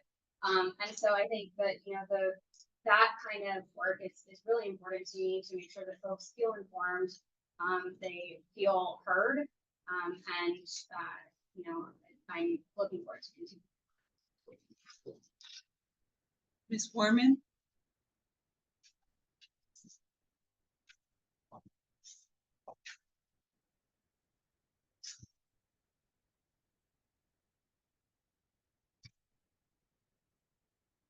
Thank you for the question, Will. Well, you know, when I think about the work that I've done for D16 lately, I would be remiss if I don't mention the work that I've done as a subject matter member. You guys know the hard work that goes into recruiting precinct officials and getting them to go sign up with us.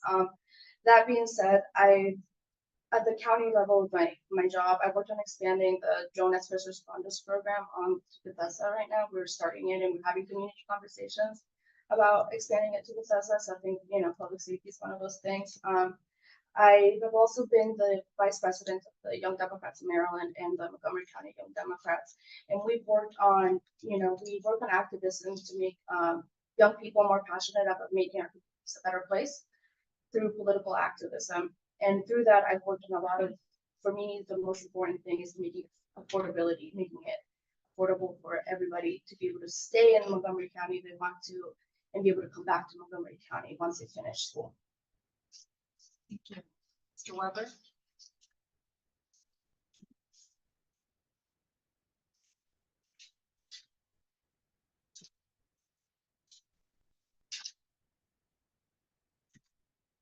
All right, well, thanks to Janet Jackson about what have you done for me lately? I've moved in from large scale civic invasion, engagement rather, into the weeds lately for the last several years. One of those engagements was aging in place and focusing on a few families and the trials, tribulations of actually what happens when your parents get old and what do children have to do and how to adjust work schedules and how do you have accessible walkways, the ADA Act, et cetera, and how does it apply to townhomes versus condominiums versus apartment buildings versus even residential. In the whole affordable housing arena, the interconnectedness of statute, rules, COMAR, OAH, Office of Administrative Hearings, the Commissioner for Financial Regulations, how does that work within, say, the Housing Opportunities Commission, and then the nonprofit sector, like, you know, the House of Ruth or any of the others that actually help, or CASA, helping with housing. In the last day, I've been working with victims' rights, the particular family that needs to find out the court system and find out how difficult, if not impossible, it is people to get help navigate through the system of that complexity. And if you don't speak the language, thank you. Thank you. All right, everyone. Thank you so much for bearing with us in the Q&A. The Q&As come to a close. I think we'll take a 5-minute break before we do closing statements, and then we will go into voting. I ask all of our colleagues, for those that have the papers out, please cover them for any notes and stuff like that, because people are moving around. So just be mindful of that.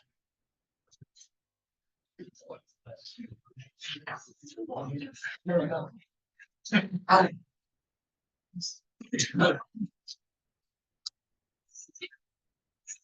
Operating CC on this.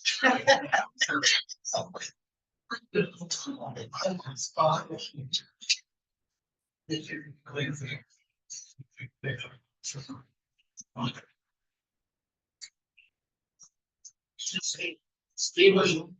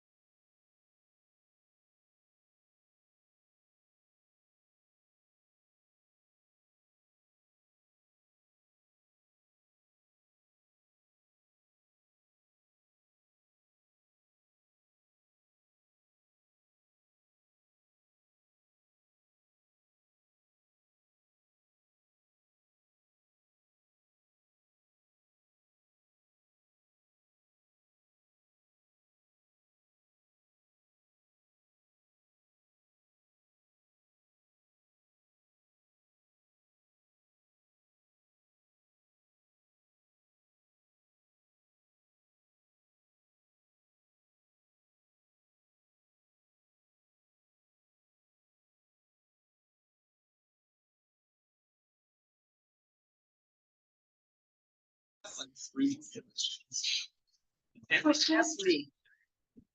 Should have done Raza. Ladies and gentlemen, we're going to do Q&A. I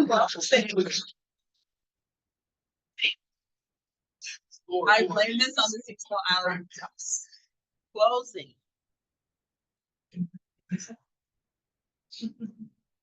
We're going to get started with closing remarks, I promise. You will have 1 minute for closing. There will be time announced. It will be a card of 15 seconds and a time. We will begin with Diana Conway.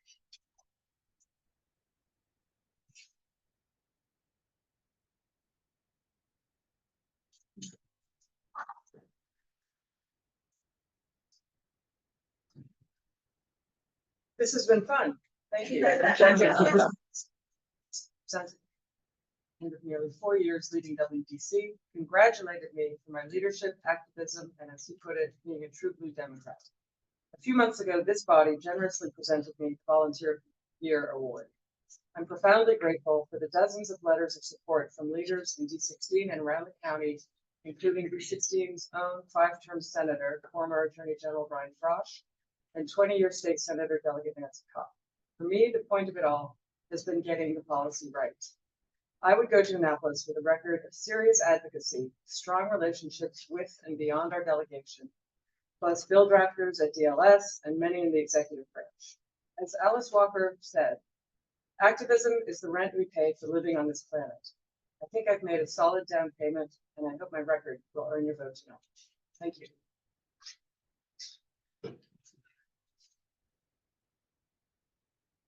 Mr. Weber.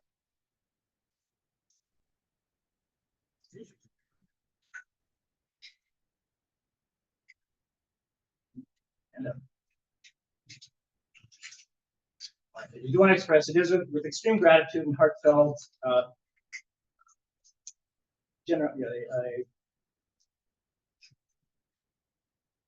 glad to be here, in a sense, and I mean that because of the fellow advocate candidates who are behind me. It shows true. This is democracy work. This is having participation. This is something that brings me joy. And I can truly say I've actually learned a lot from each of my fellow applicants.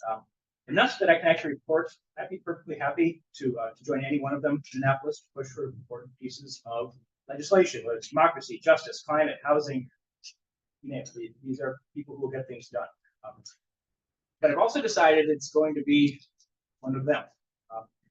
With no reflection on my colleague, Mr. Hennessy, I don't think Annapolis needs another Asian white man. So I'm going to feel rather, I'd rather have someone representing me, most notably one of my members of the Women's Democratic Club. Will give them a plug. So accordingly, what I'd like to do is announce my formal withdrawal from consideration.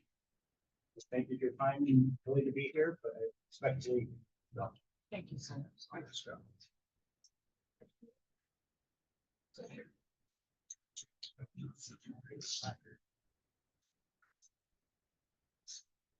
Mr. Nunez.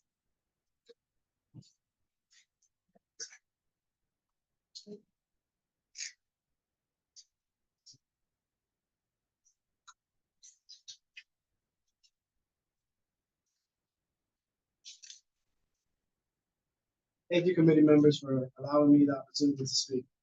The General Assembly has made significant strides to address diversity, but we must recognize that the state has much more work to do. In Montgomery County, there are only 3 Latino state delegates, but we make up 20% of Montgomery County population. So I'm asking for your support, not only because I'm Latino, but because I understand the issues that matter the most to constituents in District 16, Montgomery County, and the state. I'm asking for your support because I understand the legislative structure and I've perfected the art of presenting and passing legislation. And I give you my word that the Maryland General Assembly is my end goal. In closing, thank you very much for making this process fair. I'm not a political insider. I'm an advocate that knows how to pass legislation. Thank you. Ms. Woorman?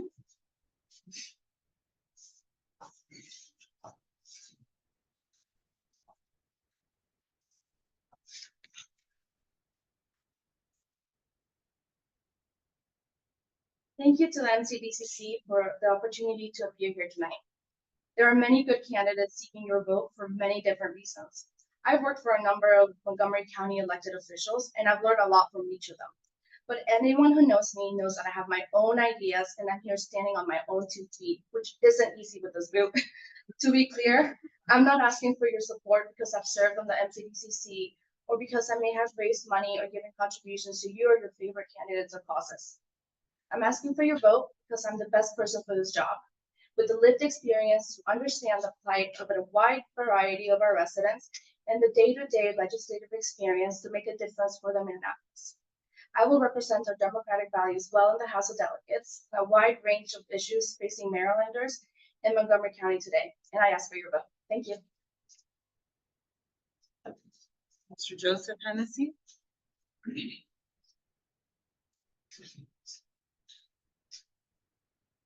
When I was at Tufts, I was in a Shakespeare production of Twelfth Night, and there's a great line. The line is that some people are born great, some people do great things, and other people have greatness thrust upon them. I think that all of us are about to have greatness thrust upon them. I think that we're heading into more of a crisis than we might realize. And I am ready to offer everything I have learned to the state to work in support of our democracy. I think that I have a lot to offer. I'm not afraid. I take on big interests as part of my job, and I am ready, willing, and able to put what I think will be fundamental skills in defense of our democracy. Melissa Bender?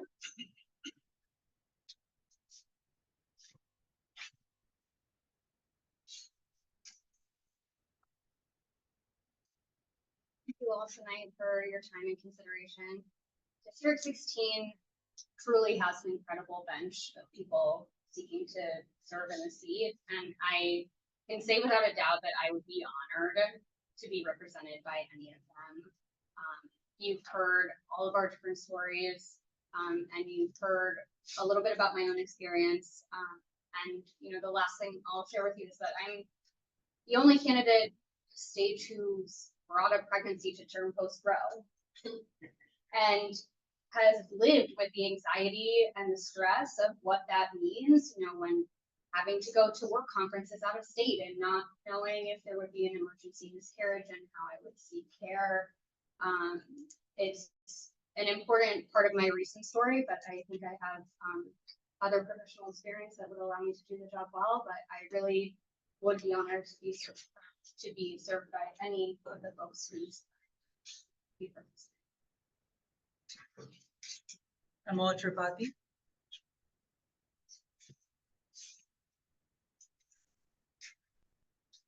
I've really enjoyed being here with all of you tonight. At this point, hopefully, you know me.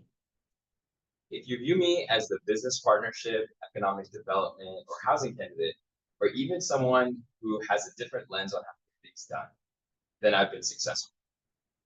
Just for a second, let's imagine that our state budget doubled because of outstanding economic growth. What would happen immediately? For one, MCPS wouldn't face a $30 million budget deficit. We would have the funds necessary to expand child care support and address our climate-related goals in Maryland's Climate Action Plan. If future forward companies were locating here and demanding new talent from Maryland's education system, then there is no doubt in my mind that our universities would rise to that challenge.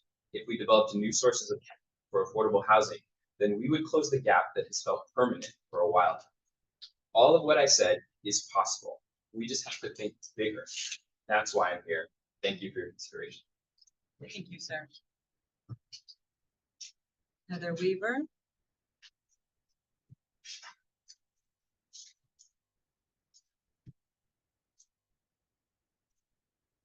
It turns out that legislators and teachers share many of the same skills. We're strong communicators, we're collaborative, we look to experts within the building and outside of the building, and most importantly, we are dedicated to improving our community. That's why I got into teaching, and that's why I like to go to Annapolis, to represent the families and the various families in District 16 that are not normally represented in Annapolis. My skill set meshes nicely, I believe, with the existing D16 team.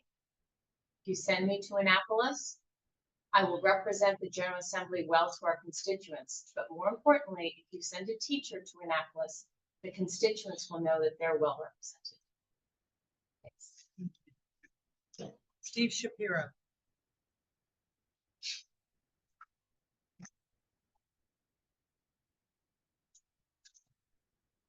Thank you. Nearly 200 years ago, Supreme Court Justice Joseph Story described the roles of a member of Congress.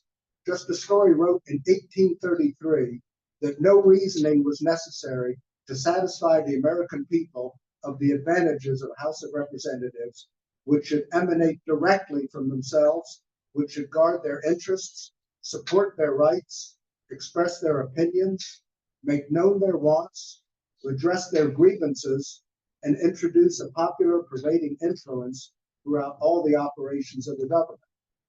That description is just as true of the House of Representatives and the Maryland House of Delegates today as it was in 1833.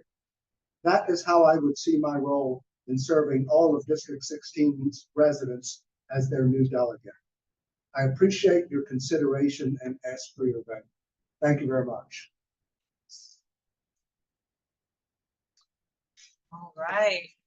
With all of that, closing remarks have now closed, and we will proceed into the ballot process. Mr. Secretary, do we have all of the proxies? Yes, How many proxies do we have? we have 4 proxies in play, totaling 24 active. And who are the proxies from? Proxies from Rebecca Rosales Castillo, Peter Witzler, Sarah Brand Wida, and Joby Lopez. Great. Please also note that Beth Grimes and Teresa Woorman are both recused from this process. So, colleagues, you all should have the ballots in your folder. If you don't, kindly raise your hand. And for those that have proxies, if you need a second copy for who's on whose behalf you're voting, kindly let Rochelle know. Each member or the proxy on whose behalf you're casting it must include his or her name on the ballot for it to be counted.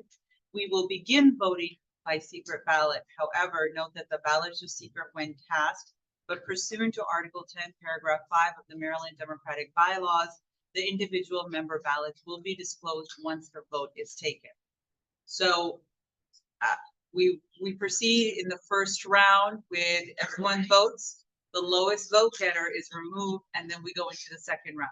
So if we have 24 ballots that are cast today, the winner will need 13 ballots to win. I think you need to explain this. All these, make sure that you understand that you're only voting for stockholders.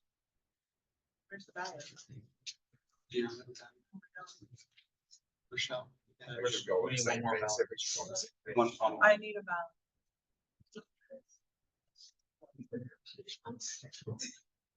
I seem to. That's just. But the ballot is, I think what you're saying. Okay, so You are only going to be voting on the front side, not the back side. The back side is only in the event there's a tie. So please begin with round 1 on the chart. Don't proceed to round 2.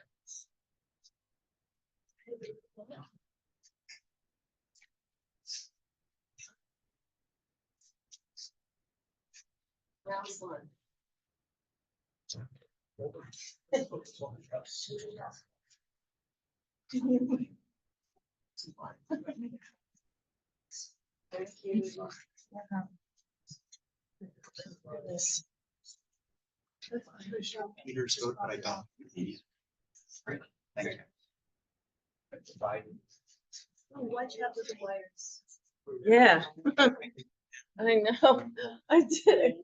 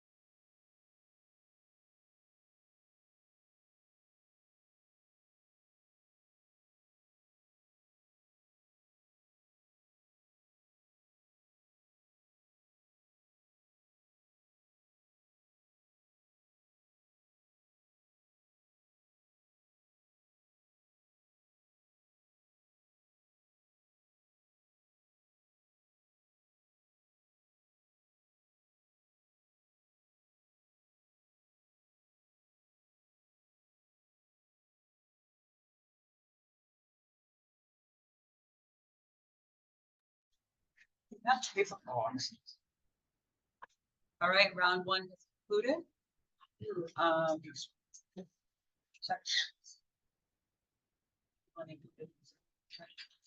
Yes. Let's pause for a second. So at the end of round one, those that received 0 votes and those that received the fewest votes are eliminated, and then the remaining candidates will proceed to round 2.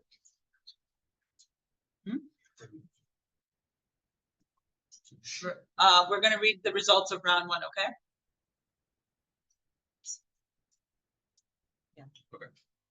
Melissa Bender received 8 votes. Diana Conway received 5 votes. Jason Nunez received 1 vote. Amal Tripathi received 1 vote. Teresa Woorman received 9 votes. You don't have to read out your votes.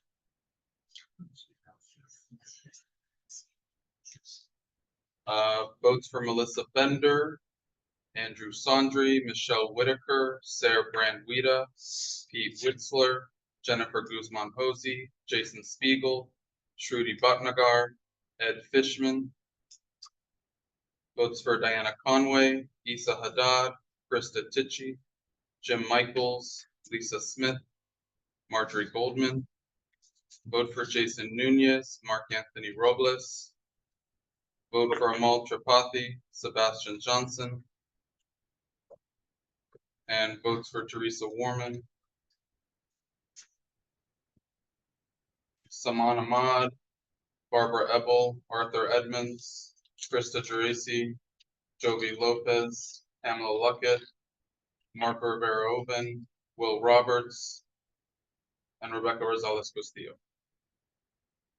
So with that said, the 2 candidates that will vote.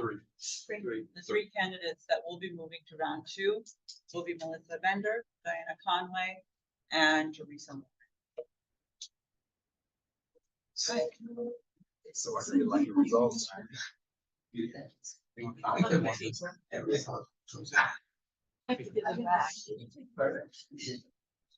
right.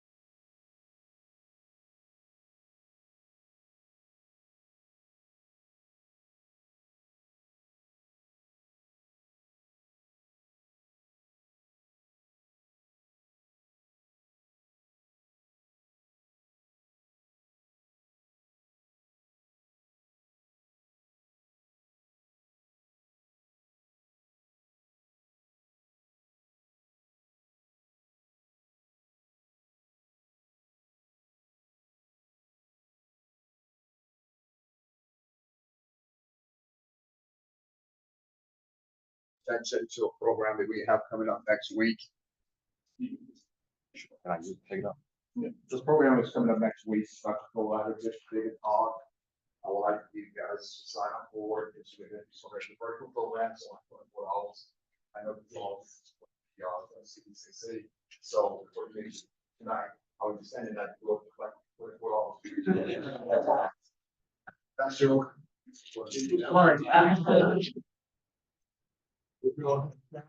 Credit card.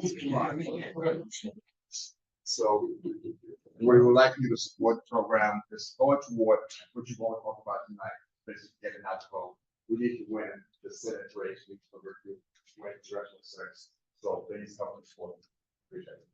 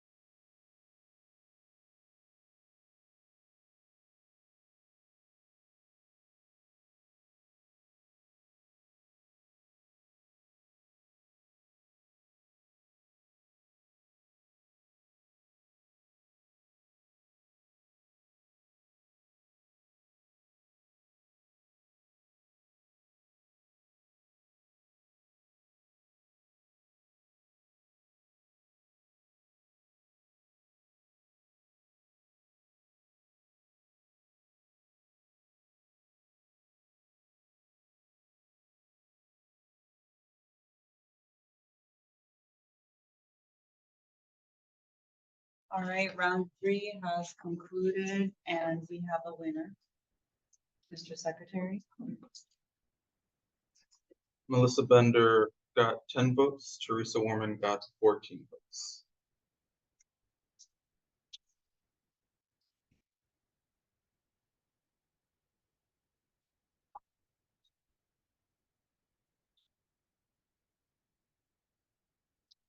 Congratulations, Teresa. I will go ahead and read the votes for each such committee member. For Melissa Bender, Sarah Brand-Wida, Ed Fishman, Marjorie Goldman, Isa Haddad, Jennifer Guzman-Posey, Sebastian Johnson, Lisa Smith, Jason Spiegel, Michelle Whitaker, Peter Witzler.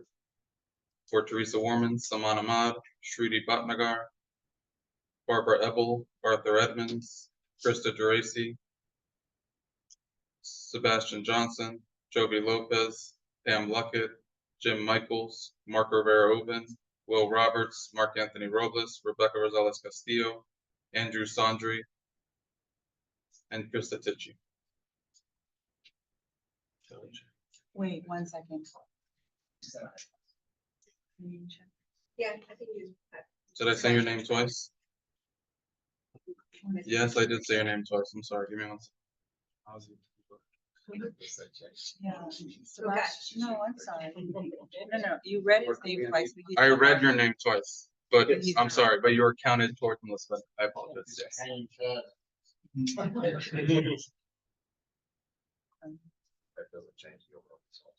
No, it does not. All right, so I want to thank all of the candidates that have applied for the District 16 delegate position. I know that the last month has been quite hectic. The process of interviewing, the letters of support, galvanizing, as well as preparing your remarks and really thinking about why you really want this position. We greatly appreciate it, and we are extremely humbled by the fact that, you know, District 16 has, and I've said it time and time again, we have such wonderful, wonderful candidates, and any one of you could have done an amazing job at representing District 16. And I will say it's not over yet. There's 2026, ladies and gentlemen. But nonetheless, we hope that those who did not get selected will consider being engaged with the Democratic Party. We really need each and every one of you going into November of 2024. I think one of the candidates said, you know, this might be the last time you vote. So it's really important, and I think that that's just so fundamental for our democracy. Ms. Woorman, we're going to be very sad to see you go. We will look forward to your letter of resignation, but we will go ahead and dispatch your letter of nomination to the governor tonight. And hopefully within the next few days, you'll hear from the appointments office scheduling time for you to be, you know, I can't presume. It's still up to the governor for a confirmation, but if so, we hope that it is in the affirmative and you are confirmed. And we wish you the greatest success at the delegate for the wonderful all-star District 16 delegation. And I wanted to turn it over to you for any remarks you might want to give. I just want to say thank you to all the candidates for being part of this process. You guys are amazing. You have shared the stage with you. That's visual. And I think this is that you guys did, and everybody. You participated in democracy, and that matters. So thank you.